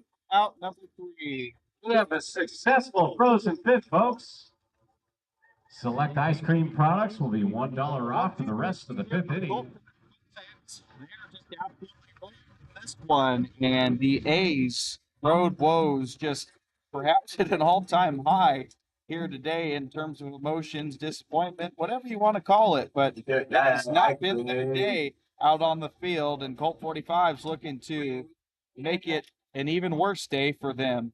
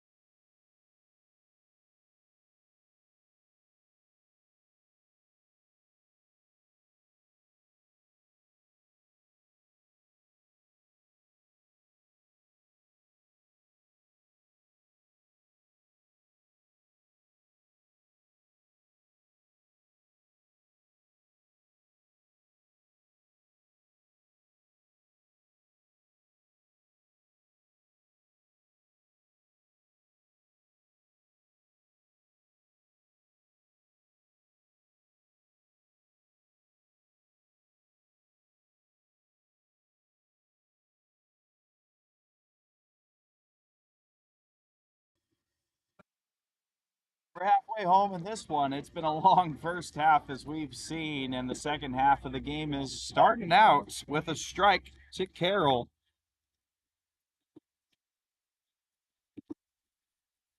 Carroll 1 for 2 on the day, a RBI single for him. He scored as well. That was in the second inning. Struck out in the fourth, though, one of the few outs of that inning. Gonzalez looking sharp so far, though. I only had one batter at the bottom of the fourth inning, but top of the fifth, he's starting off really well. Dots that one, but it's outside 1-2.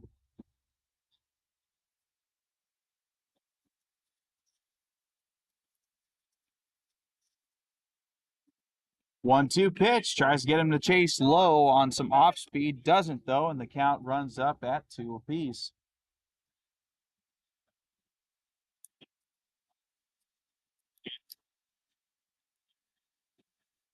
Off speed yet again. This is fouled into the stands, and that absolutely nailed it. Absolutely That nailed it. very painful foul ball brought to you by Carmona's Appliance Center.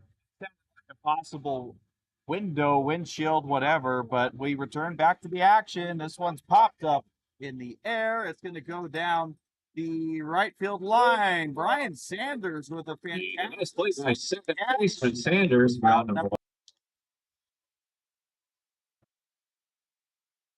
We used to have a wheel sponsor, but he's not around anymore.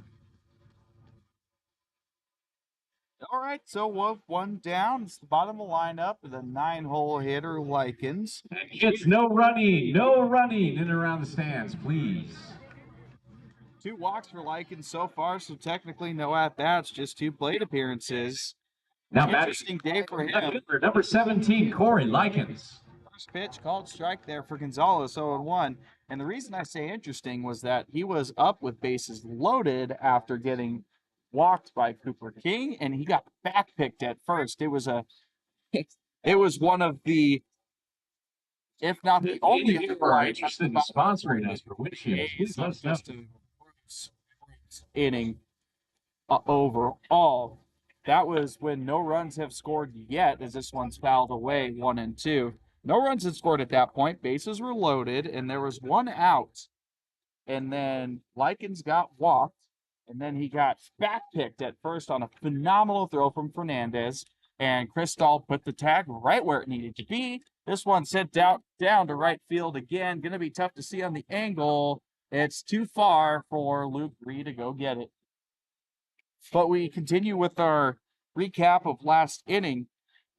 So Likens gets backpicked at first base. That makes it 2 outs now with runners on second and third. And it was looking like, all right, might be able to get it out of this. Rogalski then gets walked, and the bases are juiced. And, well, the rest is history.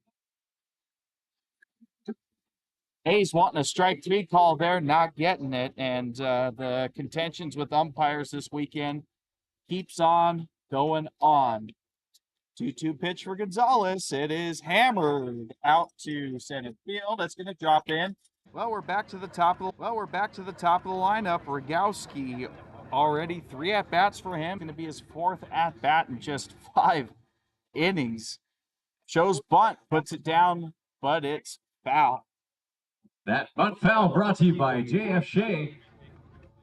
J.F. Shea's work can be found from the Hoover Dance here at historic Tiger Field. On that bomb from Rafael that went into the netting above that left field wall. 0-1 count here to him. Gonzalez going to punch him out for the 3rd time in this game, but this one's going to be fouled away, out of play.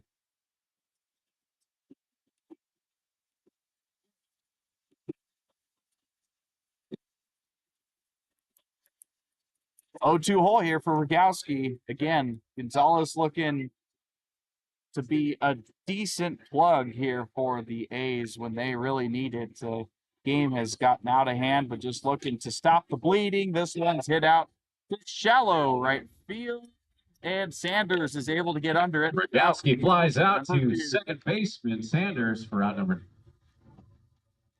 2. 2 out, runner still on first, and that is now going to be Rafael, Mr. Home Run last inning. Right fielder number 2, Colby Rafael. As mentioned, that was the contentious moment, the one that started at, that just really lit that powder keg and made it explosive last inning. During that at-bat, there was a ball that was taken in the dirt, and then the batter touched it, kicked it with his foot. Rafael is 1 for 3 on the night with a 3-run home run in the 3rd inning. Consequences for that, not too sure if that was going to be an extra strike or an out, but I do believe it would have been an automatic out on that, but ended up going by. He hits a 3-run homer. Purilli puts this game out of reach early on. Back pick attempt at first. Safe is the call.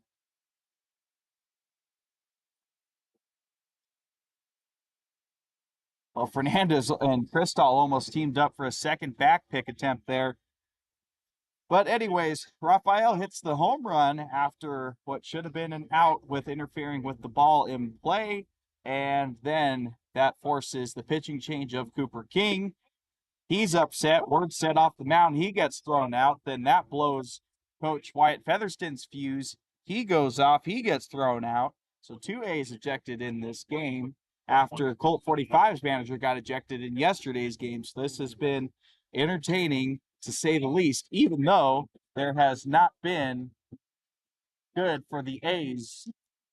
That's good, at least. Isaac Fernandez having a great day behind the plate. He flows out Likens at first or second base, excuse me, and that will end the inning. So Gonzalez able to keep them scoreless here in the bottom of the 5th, just what they needed, and the A's coming back up to bat, still searching for their first run of this series.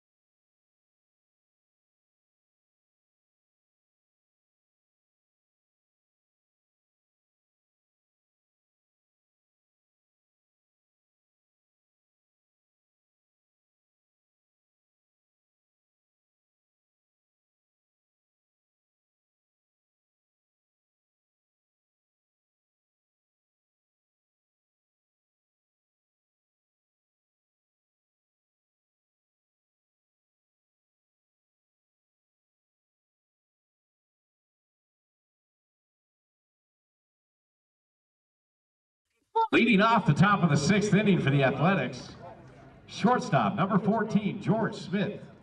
George Smith takes the first pitch of the top of the 6th in for his strike. Cook seeking his 6th inning of work on the mound for the Colt 45s. It's been solid. As this one's fouled away, and it's close to me. It is caught. We're out. Smith flies out to first baseman. Right in Reed front of the for out Athletics number dugout, and quick out number 1 for George Smith to start out this 6th inning. Now That's batting, the first baseman number 34, Parker Crystal. Crystal digging in. 0 for 1 on the day. He flew out to right field. It was close, but it ended up being a warning track shot. Walked in the first inning. First pitch onto him, taken down low for a ball. So we saw his power capabilities there in his last at bat. Just got under it, not enough. Then again, it was opposite field shot, so impressive enough to muscle one to not your power side. As pitch number 2 is on the way, it's chopped to the third baseman who dives for it, throws it. Safe is going to be the call. Yes, it is. Anything else? Good effort by baseman Matahanas. So Crystal able to beat that one out. Tough play for the third baseman. Crystal earns first base. Infield single. Nothing to be done there. Crystal shows off his speed. Gets Now the batting. first. It is Playing out of the University of Mary. Right fielder number 2, Luke Ray. Trying to move Crystal around the bases, as mentioned. Still trying to get their first run of the series. Crystal's already on the move. Pitches high, throws down. Crystal easily in there, safe at second.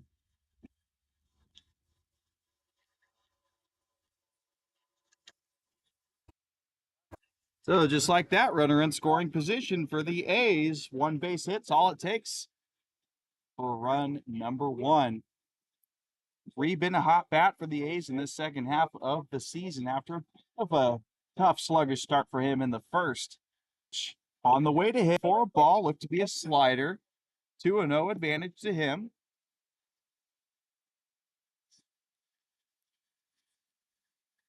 Definite warm-ups going on in the Colt 45s bullpen. Doesn't look to be too serious at the moment, though. Fair enough. Why would it be with an 8-0 advantage? Yikes, he rips this one up high. Ree has to get out of the way to duck it, but 3-0 advantage to him.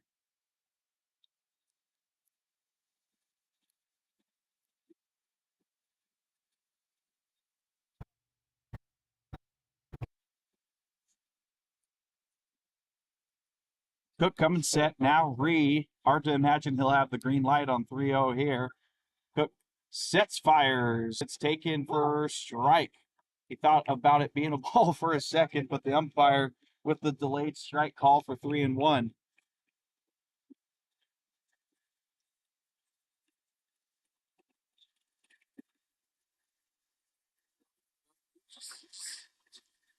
Three one pitches. Just here comes Parker Crystal around the score. So he is in the pickle now, though. He's trying to get back to first. Tries to evade the tag. He can't, so he's out. But that is going to be an RBI single for the A's. Parker Crystal, the first run of the series for the A's. And finally, no zeros on the board for the A's. It's 8-1 with 2 down.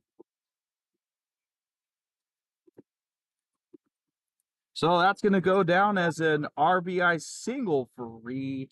Caught out trying to advance that to a double, and that was easy all day for Crystal to score on. Feels good to fill in a diamond finally on the scorecard this series. First pitch to Scott Mitchell there is a ball. That was way upstairs, 1-0.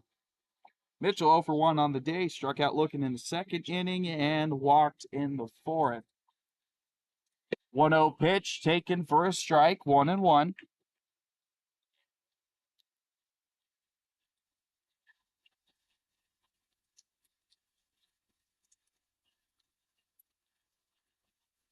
Swing and a miss, chases one in the dirt. Catcher. Now batting your leader batter, left fielder number 15, Scott Mitchell. 1-2 it is.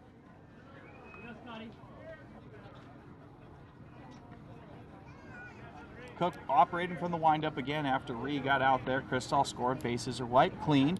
Looking for the final pitch to complete 6 solid innings. He's got it. Mitchell watches the pitch for strike 3 on the outside part of the plate. And that'll end this top of the 6th inning. A's able to score. It's going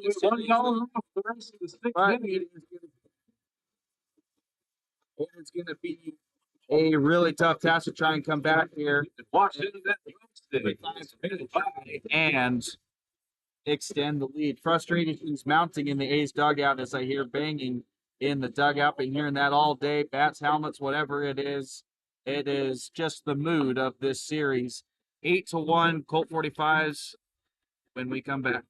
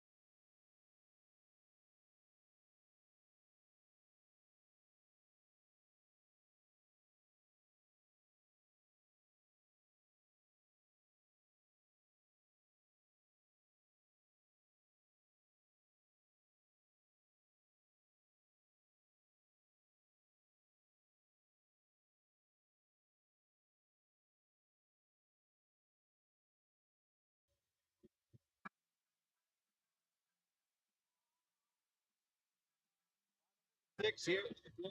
5's looking at insult to injury here. 8-1 advantage for him.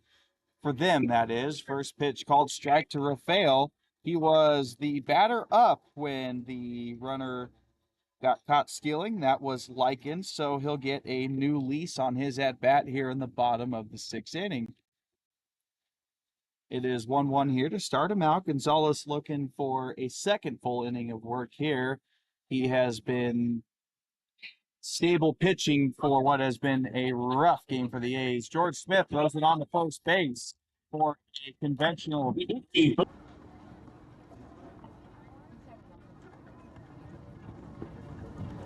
DeCanio will now be digging in for the Colt 45s. Now batting. Going to be designated hitter number 20, Dom DeCanio. Actually, because he did walk once, that was a part of that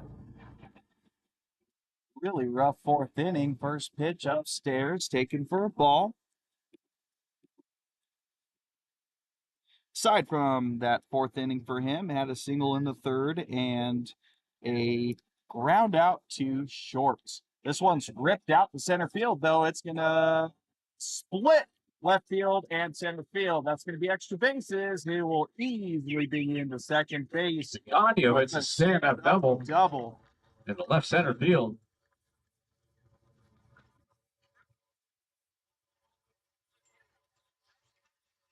One out rip of a hit there, splits Mitchell and Miller out in left and center. First baseman number 7, Dylan Green. Fives are looking to get that run back that they gave up in the top half of this inning. Try to get the focus just right here on the camera. Likes to focus back and forth. Looks like that might be a little bit better. It is following the batter at the very least. But with one down, runner on second, DeCanio. Green digs in for his 3rd at-bat. Another instance of walking in the 4th inning. Fouled back into the screen, 0-1. That foul ball brought to you by Ewing Outdoor Supply. Your rounds trusted in the partner second for all inning things scored outdoors. the first run of this game for the Colt 45s. That was one of 3 runs in that inning. Also struck out in the third. Chopped up the middle, George Smith with another routine ground ball over to first. And 6-3. Over 2. Roger advances.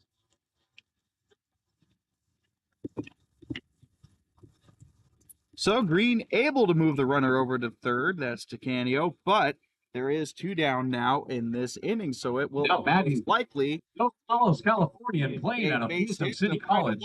Third baseman number 33, Isaac Mondahano. It's going to be Mondahano trying to do that task. Third baseman for the Colt 45s. Walk for him, along with a ground out and a strikeout. Gonzalez's first pitch to him is taken upstairs for a ball.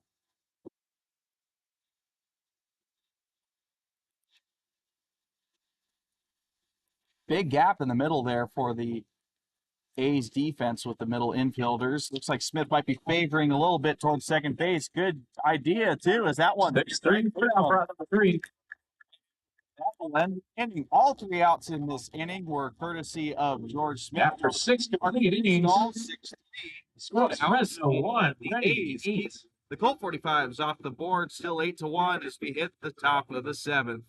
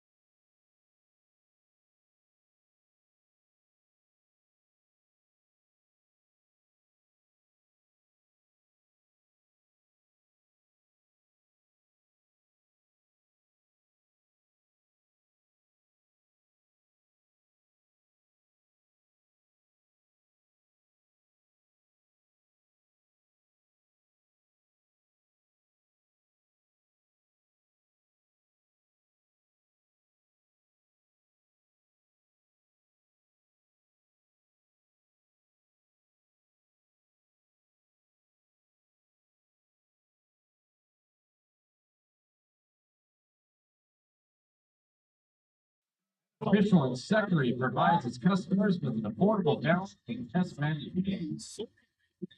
Thank you guys for joining us tonight. Just to see all these different companies that love baseball. The Block, bases loaded. Smith with a dribbler single there, and Crystal 2 RBI single. And now the runners are split. That is Smith and Crystal at the corners, and Luke Ree looking to get this game even closer. Now batting. Right fielder number 2, Ball Luke that Ray. is Ballville 1-0. A's dugout has some life in it now. 3 runs here. 1 run last inning. They're trying to claw back. Only 4-run game now. Still enough game left to try and get it done, but they'd certainly like to get more here. Pitch, side, ball 2.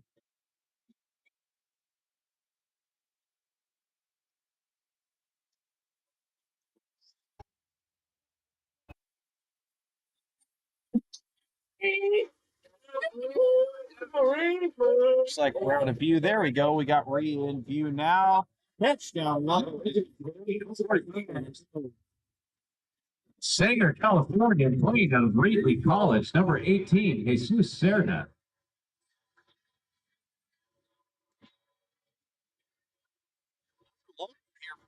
On the mound for the Colt 45, Serta plays his ball at Reedley College. 3-0 pitch on the way. He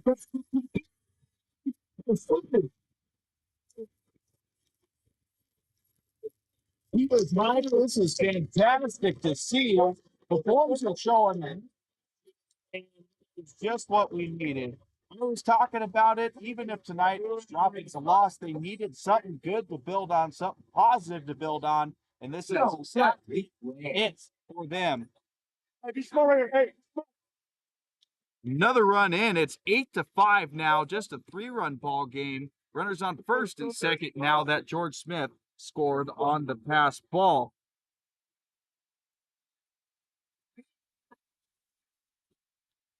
The 4-pitch block of Reed there. Now Mitchell is up.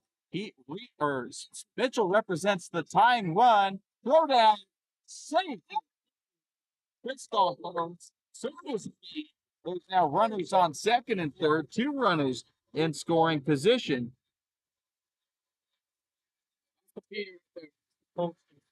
Balls, baby.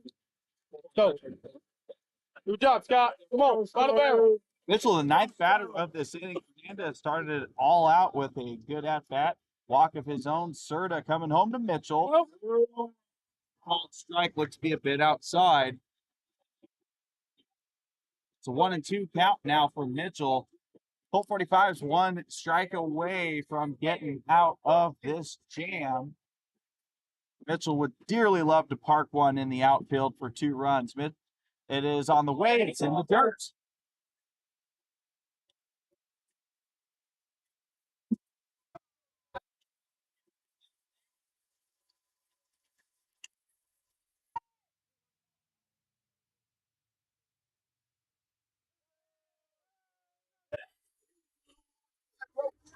Two balls, 2 strikes, 2 outs. Crystal trying to get Serta to get distracted. He throws it on the outside for 3-2. It's full count. 1 ball to walk the bases loaded here. 1 ball to potentially end things. 1 ball to potentially make it just a 1-run game after we started out this inning. 8-1. Pitch on the way. Ball 4.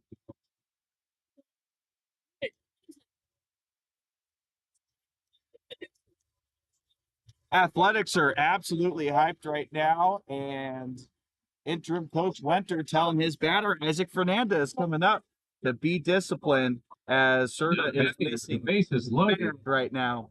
Number 65, Isaac Fernandez. So Fernandez batting for the 2nd time in this inning. He walked, he scored, and would certainly like to do more than that, but A's will take what they can get. Still 3-run ball game. Pitch number 1 to Fernandez, dotted for a strike.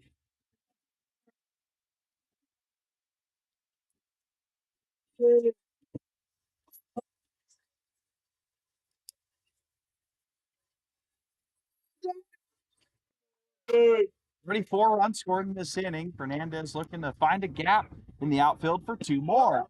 Oh, misses low. Serta wanted it, doesn't get it. 1-1.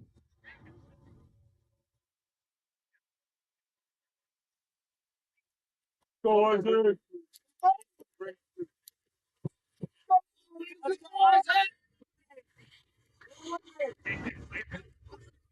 game has gotten very interesting. All of a sudden, 1-1 pitch. For a ball, 2-1. Serta is throwing some hard heat out there, but he has been inaccurate with his pitching, struggling to find that strike zone.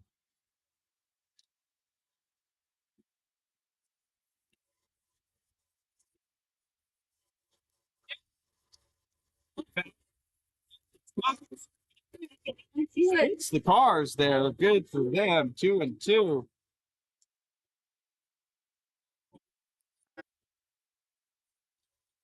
And That loud foul ball brought to you by Victor Bates. Consequential pitch to this game.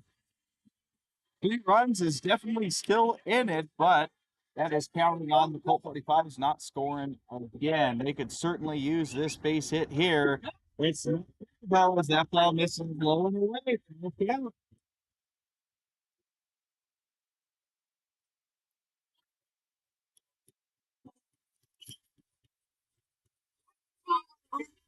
Sort of one walking in the 5th run of this inning, making it a 2-run game.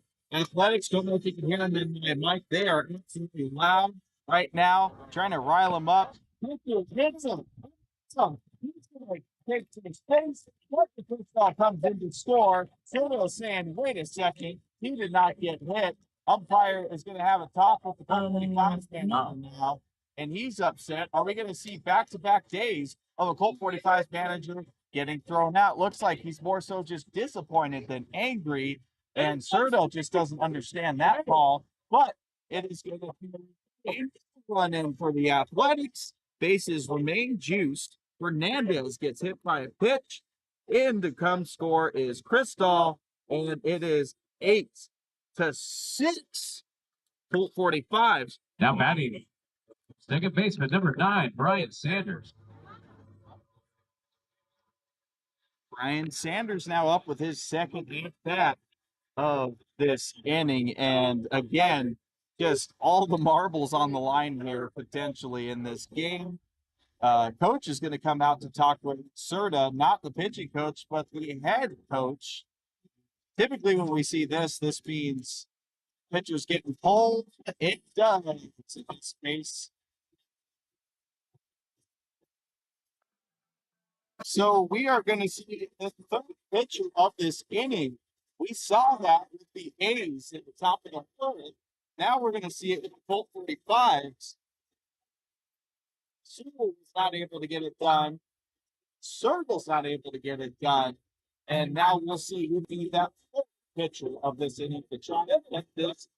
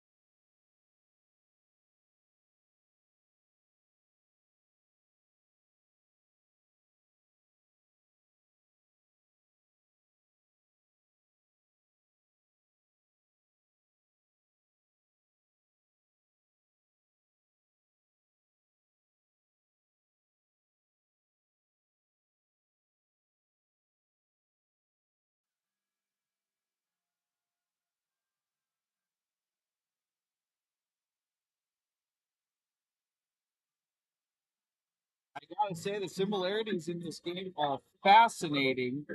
When we saw Cooper Keene's exit, he got 2 outs in that inning, and then a pitcher came in to relieve him, then got no outs, and then Now, second baseman, number 9, Brian Sanders. a long way by Sanders there, 0-1. It's going to be Cabral coming in. So talking about those similarities, Sewell, 2/3 of an inning pitch. Serta comes in, can't get anything, and now it's going to be called on for ball to finish things in. I must say it is fascinating to see how much local talent in the Valley is playing up here for the Redding Colt 45s. Another Reedley College prospect, or player, I should say. Pitch is dotted there, first strike, 0-2. Colt 45 fans now hyped.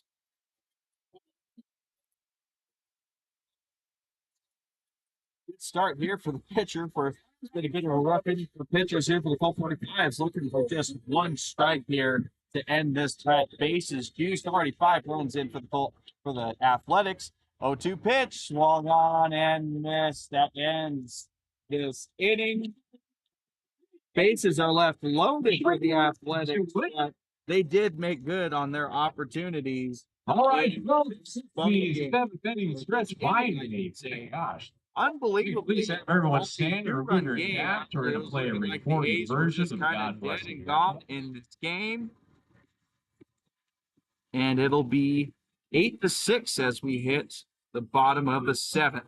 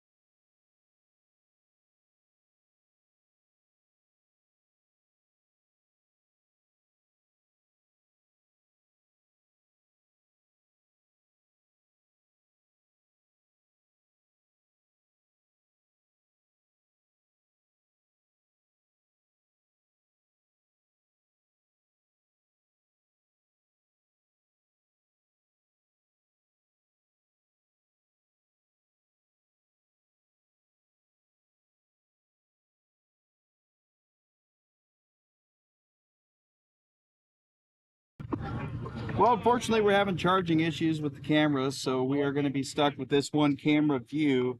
Certainly hope we can have better luck with it tomorrow, but was good while it lasted. Gonzalez still out there on the mound. He's been doing good work for the Athletics. 1-1 count here to the leadoff hitter, Ham, for the Colt 45s. Ham, yet again, an impressive streak of on bases here in this series. He's been on base all 7 times he has gone up to hit. Pitch on the way in the dirt from Fernandez. Blocked away to the side. Doesn't really matter, though. No runners on base. So I mentioned Ham's impressive on base streak here. There's a walk, there's a single, and a walk in today's game.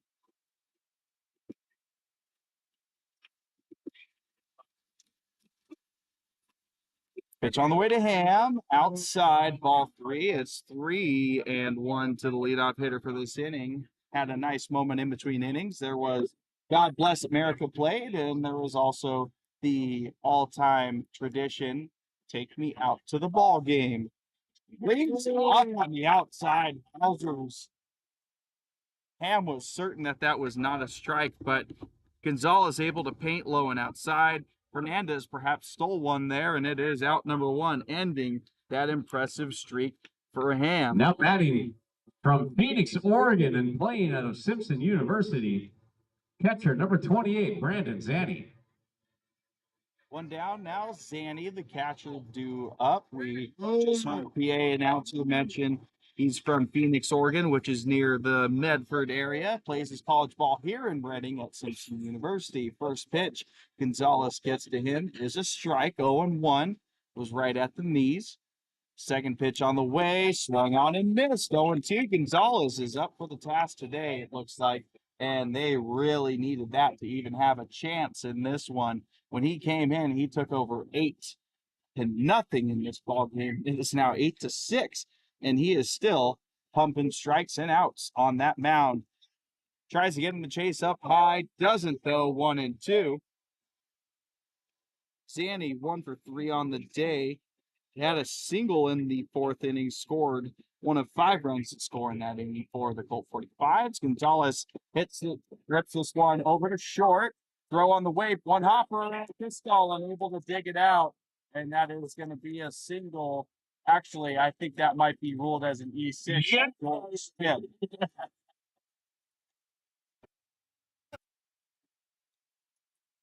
Hometown bias perhaps might rule that hits.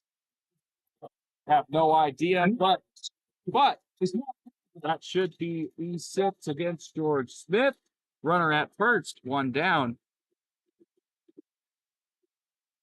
Stepping up to the plate for the 45s, stop, number 4, Mark Anthony Carroll. Danny, but I don't think that means Danny's out of the game. We mentioned there's been some quirky college summer ball rules here. Faked he was going, doesn't go. First pitch, ball 1 here to Carroll, the shortstop. Carroll 1 for 3. RBI single in the 3rd. Also has struck out and flied out to second base. 1-0 pitch from Gonzalez has popped up. It might be Fernandez under it. Pistol getting all the way from first base to assist in that, trying to track that one down. And it is 2 down in this inning. And Zanny decided not to test out the arm of Fernandez. Now batting, left fielder number 17, Corey Likens. 2 down, runner still on first. Gonzalez versus Likens. He is the 9-hole hitter. Likens with 2 walks and a single in today's game. Strike 1 at the knees.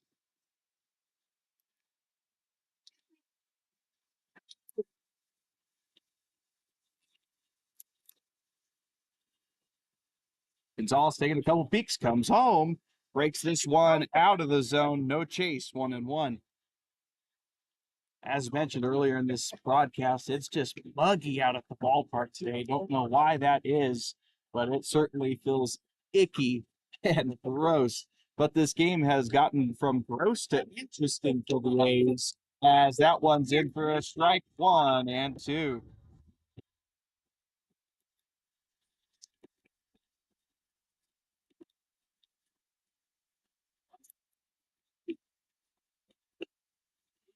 One and two count now to Likens. Gonzalez looking to finish things off. No go there. Fernandez still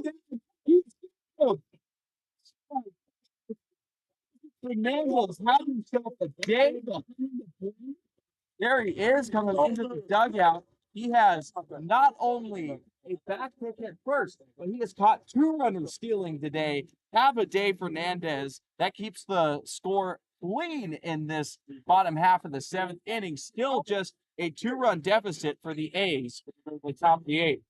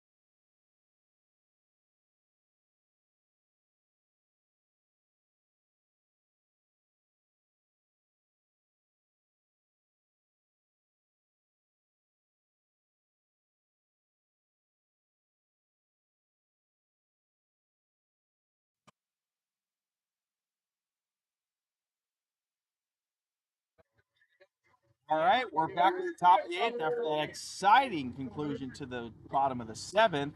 Aiden Perry, the pinch hitter, chops this to short. Throw on over. It's slow. Please put out round 1. Boy, that was a bit too conservative of a lob there from shortstop, but still gets the job done. And Perry is retired. We'll see where he comes in to play in the bottom half of the 8th. Now batting. In the meantime, Designated hitter number 44, Julian Rodriguez. Julian Rodriguez digging in for his 4th at bat, 0 for 3 on the day, but he gave one an absolute out to right center field, only to be spoiled by Rafael with a great catch against the wall. First pitch to Rodriguez, that is, called strike 0-1. No running, please.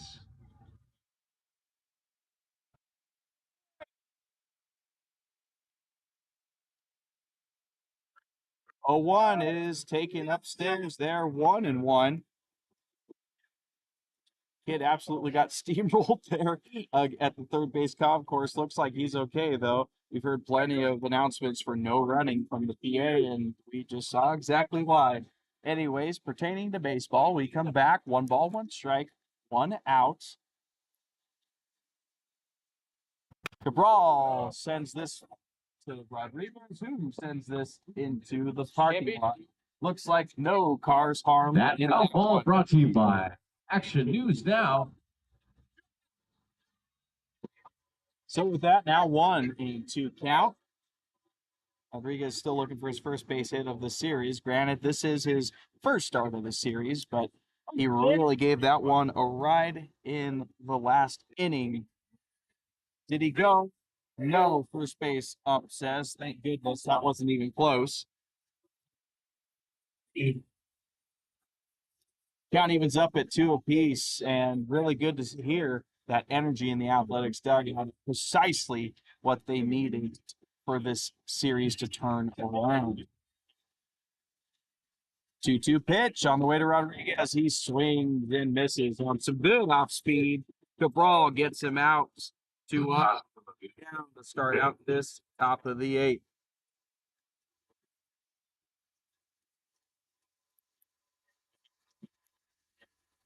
Now batting, center fielder number 4, Tyson Miller. Tyson Miller. He's up with 2 down. I believe that's the 3rd time he's been up to the plate with 2 outs. As a matter of fact, it's just kind of strange how that has worked out. 3 times it's been 8-9-1 to start out an inning. Takes the first pitch here for a ball, 1-0. Miller 2 for 3 on the day, 2 singles, and he walked 7th inning, scoring a run as well. Long pause here from Cabral, looking in for what sign he wants. Now comes set, working exclusively from the stretch here with no runners on base. Pitch on the way to Miller. It's taken low and inside, 2-0.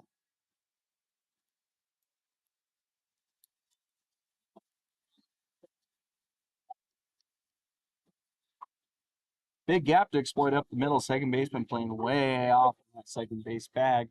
See if Miller can send it there, or to any gap for that matter. But he swings through and misses that one, 2-1.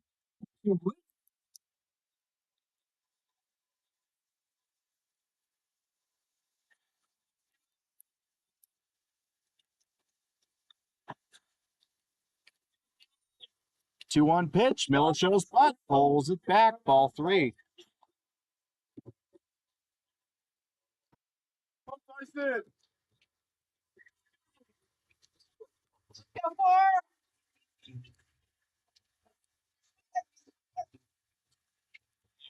Three one count for him now, looking to get on base anyway necessary. Won't there though. He thought he might have, but it's called strike inside part of the plate. Count runs full, 3-2.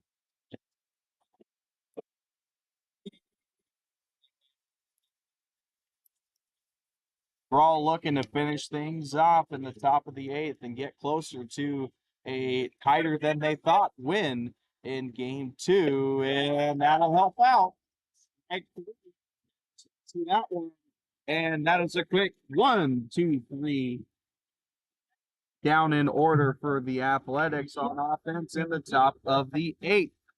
So they're still down 2, and Colt 45s coming up with potentially their last at-bats, looking to add some insurance runs before that top of the 9th.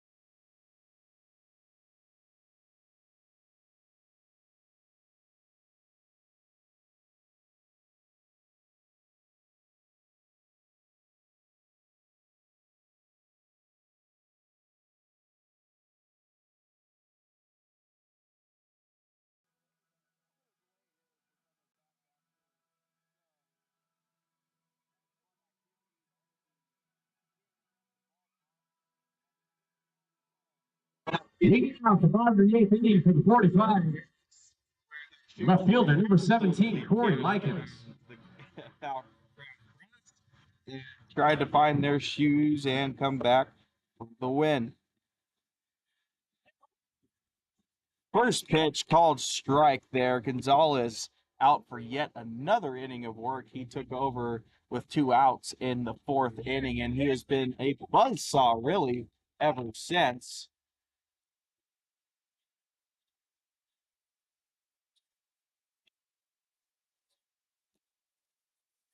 Fernandez tries to steal a strike at the bottom of the zone, doesn't get it though, 1-2. Curious why there's 2 runs showing on the board for the Colt 45s in the bottom half of this inning. I guess they're just trying to wish that into existence, and well, that might be a good way to start it. It is hit into Likens single to center field.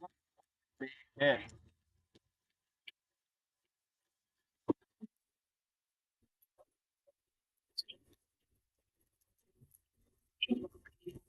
All right, so it was Likens that gets the leadoff single. He was up to Now bat batting. at the Center fielder, number 14, End Trajan of the Rogowski. bottom of the 7th. That is when Isaac Fernandez caught his 2nd runner stealing of the day. That was Zanny at second base. First pitch, Gonzalez starts out to the top of the lineup. Rogowski, that is a ball 1-0. Rogowski 0 for 3 on the day, but did walk and score as a part of that big, fat, ugly inning for the Athletics. But they responded with a big, fat, ugly inning of their own to the Colt 45s in that top of the 7th. Rogowski was showing bunt there, pulls it back 2-0.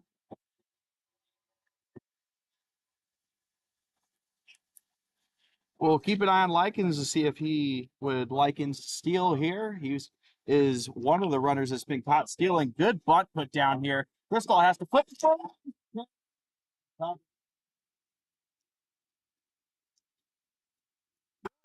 Really no bad defensive coverage there from the A's. Bunt single, Rogowski. Great small ball from the Colt 45s to beat the defense and get runners on first and second now. And the A's or Colt 45s, excuse me, are looking like they're starting to get into business here. Time is called from Coach Winter. He's going to come have a chat with Tyler Gonzalez. First bit of trouble he's seen all day, and it is going to be the last of his day. Winter gives the point to the bullpen. Gonzalez's day is done, but he has done a great job on the mound to hold things stable for the A's to give them even a chance to win this game. That is Cam Rosen that is coming into the game to relieve. Tall drink a glass for the A's with a crazy drop on the curveball. So, in the meantime, we'll watch Cam Rosen warm up. Gonzalez comes off the mound. Great stuff from him. We'll see his teammates dap him up, and we'll be right back after warm-ups.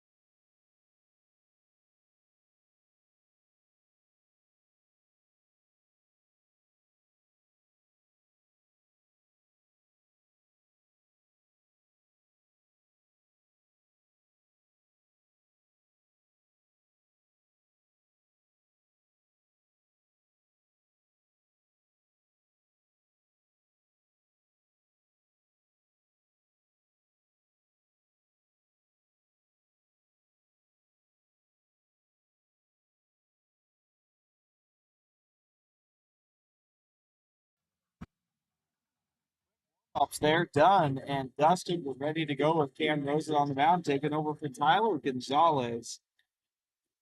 Gonzalez works 3 1/3 innings pitched, 4 hits given up, 2 strikeouts to no walks, However, we'll await to see if there's any runs charged to him as Rosen drops in that curveball I was mentioning. At the plate, Strike right one. fielder number 2, Colby failed. Explaining the runs issued, those two runners on first and second are Gonzalez's responsibility. Rosen comes home 0-1. They show bunt, takes it for a ball.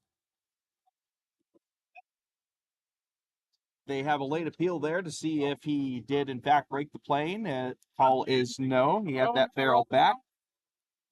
1-1 count here. That is Raphael up for the Colt 45s. And called ball there. That certainly looked like a strike, and it is now 2-1.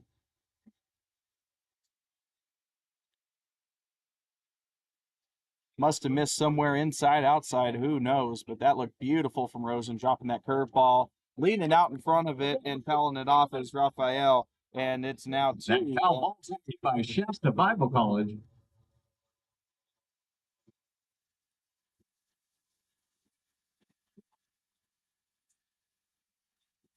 First baseman Crystal playing in on the grass here with runners at first and second. Other ones playing kind of normal. Showed bunt, fouls it away, slaps it into the parking lot again.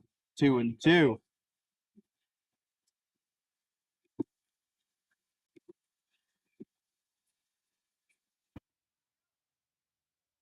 Yes, Uribe, appreciate you watching in the chat. Been an interesting game.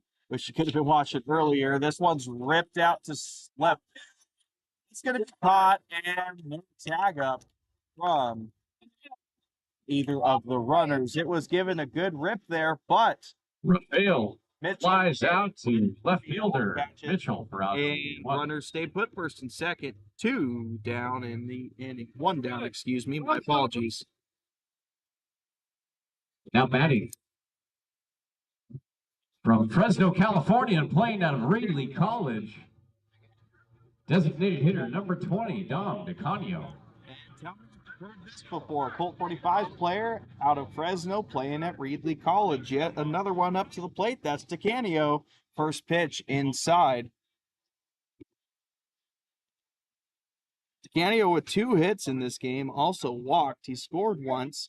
But 1 hit being a single, 1 hit being a double.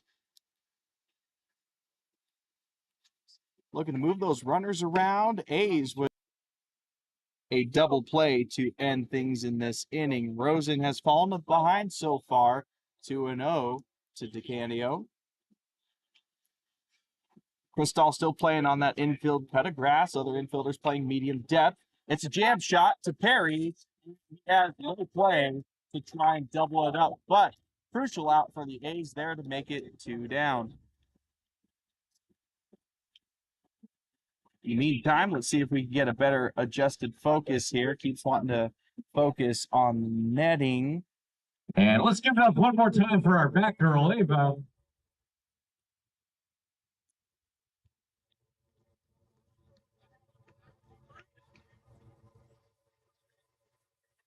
Now batting. First baseman number 7, Dylan Green. To Perry, first action he's seen on base, or in the field today, I should say. This one's ripped down the line, right. Caught by Luke out number 3. Pumped up. Cam Rosen does his job. Get the 2 runners come on against Gonzalez, but they do not come around the score, so that is 0 runs. Gonzalez is out, and good stuff from him. Good stuff from Rosen, and the A's have a chance here to tie things up, potentially take the lead of the night. It's going to be the juice of their lineup, 2 through 4, Smith, Crystal, Reed. See what happens when after 8.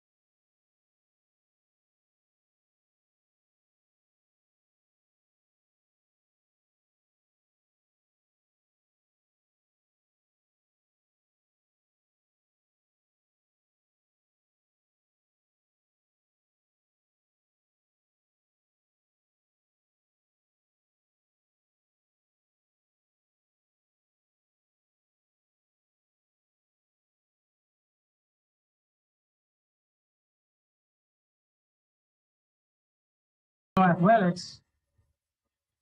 Shortstop, number 14, George Smith.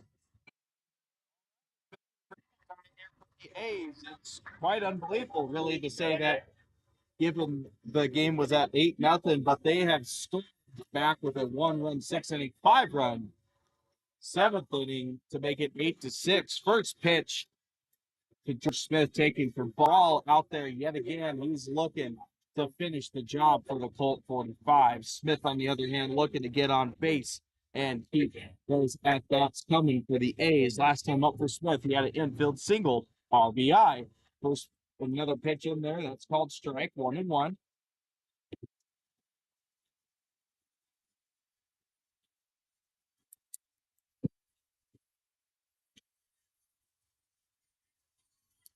All slow and methodical on the mound. Really takes his time looking in the signs and a lot of little baby steps as he comes set.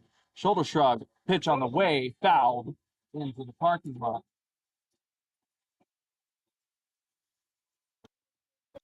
So 1-2. That foul ball brought to you by Holiday Markets. Apologies for the delay there. It's 1-2 count here now to George Smith. Looking to battle back, get a base hit, whatever it may be. Big shift from the second baseman favoring the right side. Swing and a miss for George Smith. And that is 1 down, 2 to go for the Colt 45s.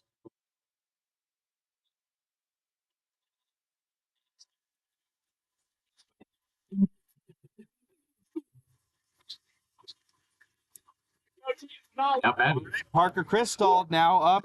Now hits to try and get things going. 2 hits in back-to-back at-bats for him. At a 2 RBI single in the 7th inning to really make things interesting. Come on.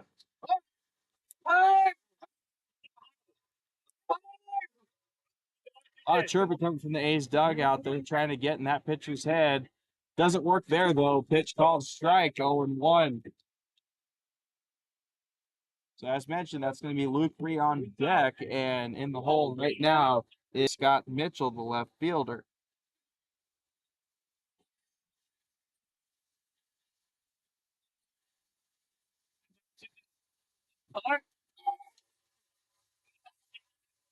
The 1 aimed down at the knees of Crystal. That was a great location, great heat on the pitch, and Crystal is down 0-2 in this at bat.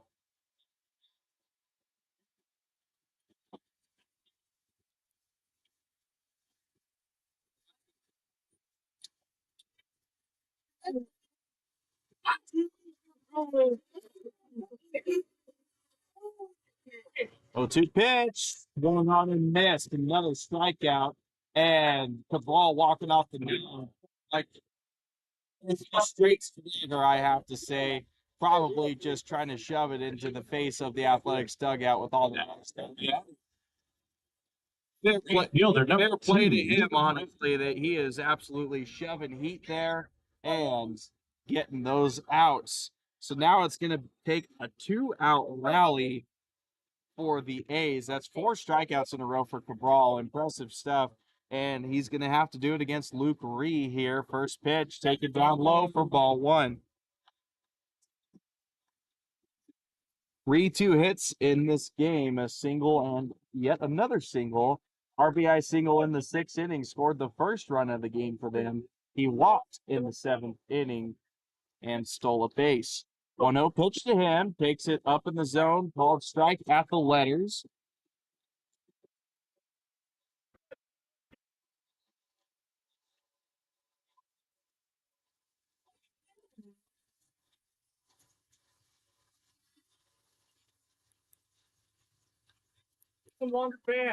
Ones is the count, 2 down, pitch on the way, take it down. 2-1.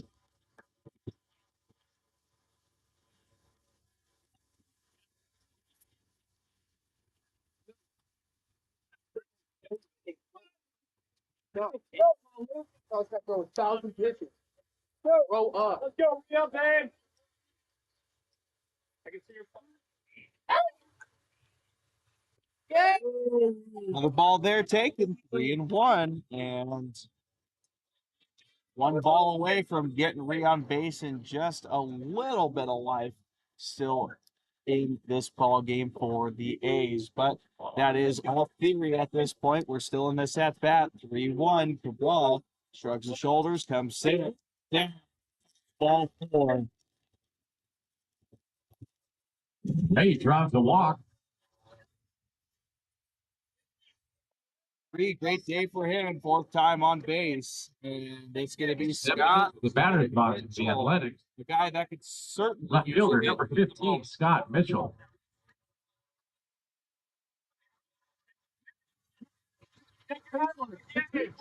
When the time runs at the plate. Two walks for Mitchell in this game, but also 2 strikeouts looking. So 0 for 2 on the day. First pitch, fouled into the screen. That foul ball brought to you by Meyer Crane.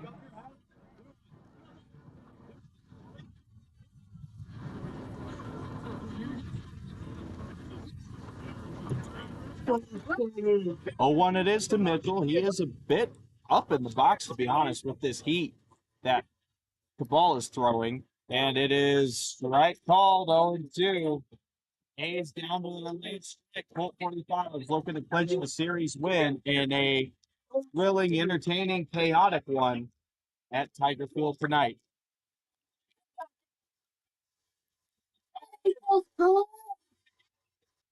Oh, and 2 to Mitchell. Upstairs 1 and 2.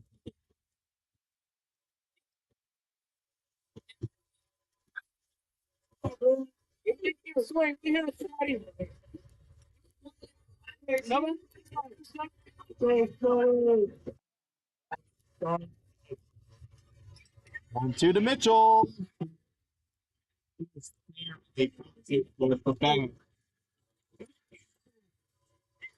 Keeping things alive here. The ball searching for that last pitch to get things done and dusted in this ball game. We having a little chit chat with the first baseman. Isaac Fernandez is on deck. What a game for him, as we documented. Had crucial walk in the 7th inning to get to this point. It's another walk, and he has thrown out 3 base runners on the base paths today. Truly impressive stuff. 1-2 is the count still to Mitchell. And the way it is outside for a ball.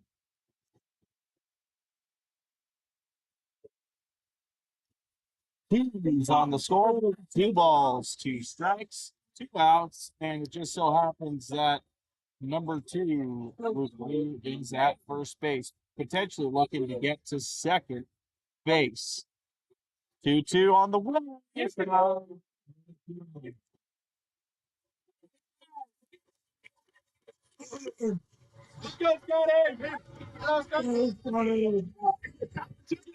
ball brought to you by the Payroll Works.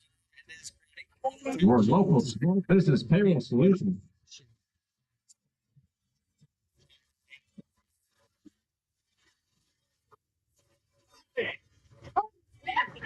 Two. Still get full count.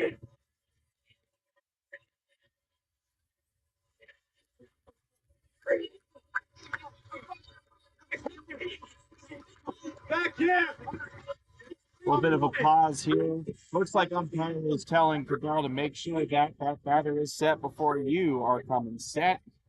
That is the case now. Full count, 2 outs, runner on first. Cabral's pitch on the way. 4.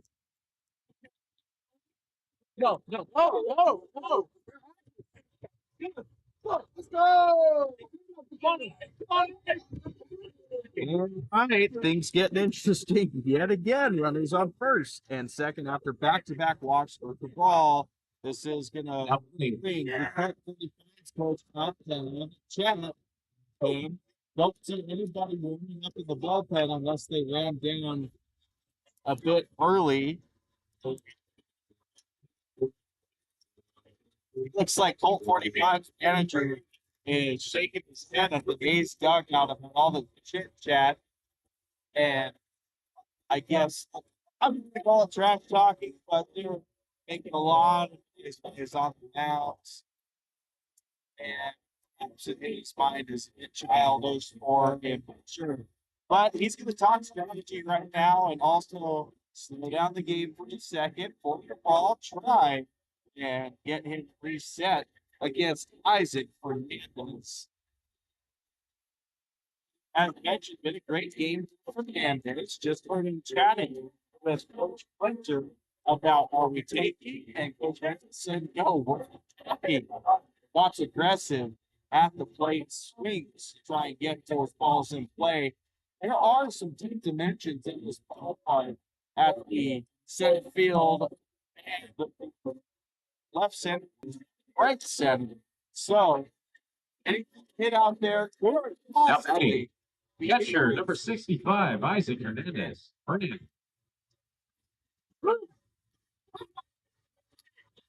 Right. Big moment here for ball. First pitch to Hernandez, striking the outside, 0-1.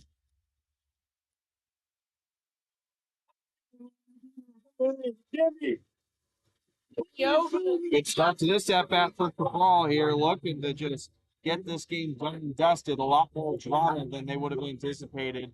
8-0. Ball taken upstairs, 1-1. As mentioned, last two at bats, Fernandez has worked walks. Started out that seventh inning with a walk, one of 5 runs to score for the A's. 1-1, awaiting here for Fernandez. The ball comes home, taking for a strike outside and improved. Yet again, A's down to the final strike. Fernandez looking to clutch up here for the A's. Same here for Cabral. A lot of names coming from the Colt 45s dugout trying to rattle Fernandez's cage as the Athletics make noise as well. With ball 2. Looks like all decorum and decency in this series has just left the chat. Colt 45 players are responding to the A's players getting chatty and childish with their own antics, and it is just loud cacophony of sounds at Tiger Field. 2-2 is the count. 2 outs, 2 runners on base. Deuce is wild. Fernandez comes in. Snake. Oh my God. Cabal's okay. He just took an absolute liner.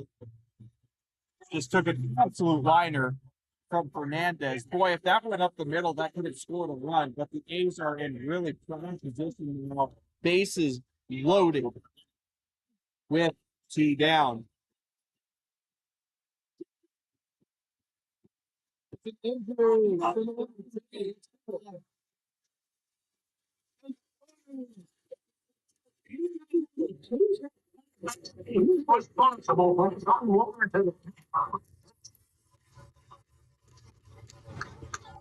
I'm going to be really curious to see how tomorrow's game is, because this game has just been all sorts of loopy, wacky. Yet so is yesterday's game. We've seen multiple ejections, and now it looks like the players are not really liking each other too much at the moment with all this wacky goofiness going on. I'll just be curious if they get players tomorrow as opposed to just the coaches losing their cool and getting ejected. Cabral, in the meantime, on the mound, just warming up, trying to get a feel and make sure he's good to go. He gives the thumbs up to the infield umpire. He is good to go. And now it's going to be bases loaded with 2 outs. Unbelievable that we're in that situation. For the Athletics. Second baseman, number 9, Brian Sanders. And we talked about somebody needing to hit earlier in this inning. It could really be Brian Sanders. 3 consecutive strikeouts to him. 0 for 4 on the day. First pitch to him, taken up stairs for 3 strikeouts. Dugout now, though. Dugout, excuse me, bullpen. So Cabal's day could be done soon, or it could be done soon in both ways. It could be done soon in terms of A's winning here, or it could be done soon with the ball game. We'll see which one happens as Sanders takes a hat, and it is fouled into the screen. That foul ball brought to you by Valley Handyman Service. Serving the community for more than 20 years. There's no job too big or too small for Valley Handyman Service.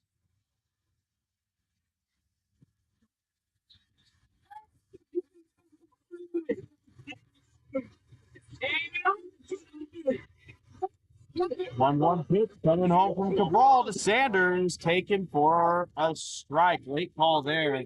1-2. Yet again, I think that might be 3 bats in a row that we have seen 1-2.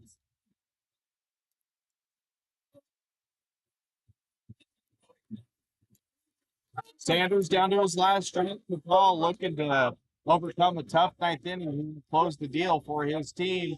1-2 pitch, taken for let's go, Cabral tells the Athletics to stay close. Athletics 6, Redding Colt 45s 8. Is on them, and that is the ball game. Like I said, things are getting heated up between the players here now, and it is going to be a very interesting game 3 tomorrow. Both coaches have and Seven for game 3 or a 3-game series against the Fresno Athletics. I wouldn't miss it. well, that was explosive. Thank you, everyone, for Tonight, A's end up dropping this one 8-6. a great summer night for baseball in California. Somewhat positively, they do end up getting that to happen. They forced it to just a 2-run deficit at the end after they really exploded there. And it's just positive signs for them going into tomorrow. Yeah, boys, can't get down here outside the field in Redding, California. Please have everyone pick up any loose trash or garbage in and around your seats. Deposit at the nearest waste bin. We would greatly appreciate it. You don't have to, but it helps our crew get out of here a little earlier, and we like to keep the ballpark nice and tidy. We'll see what happens.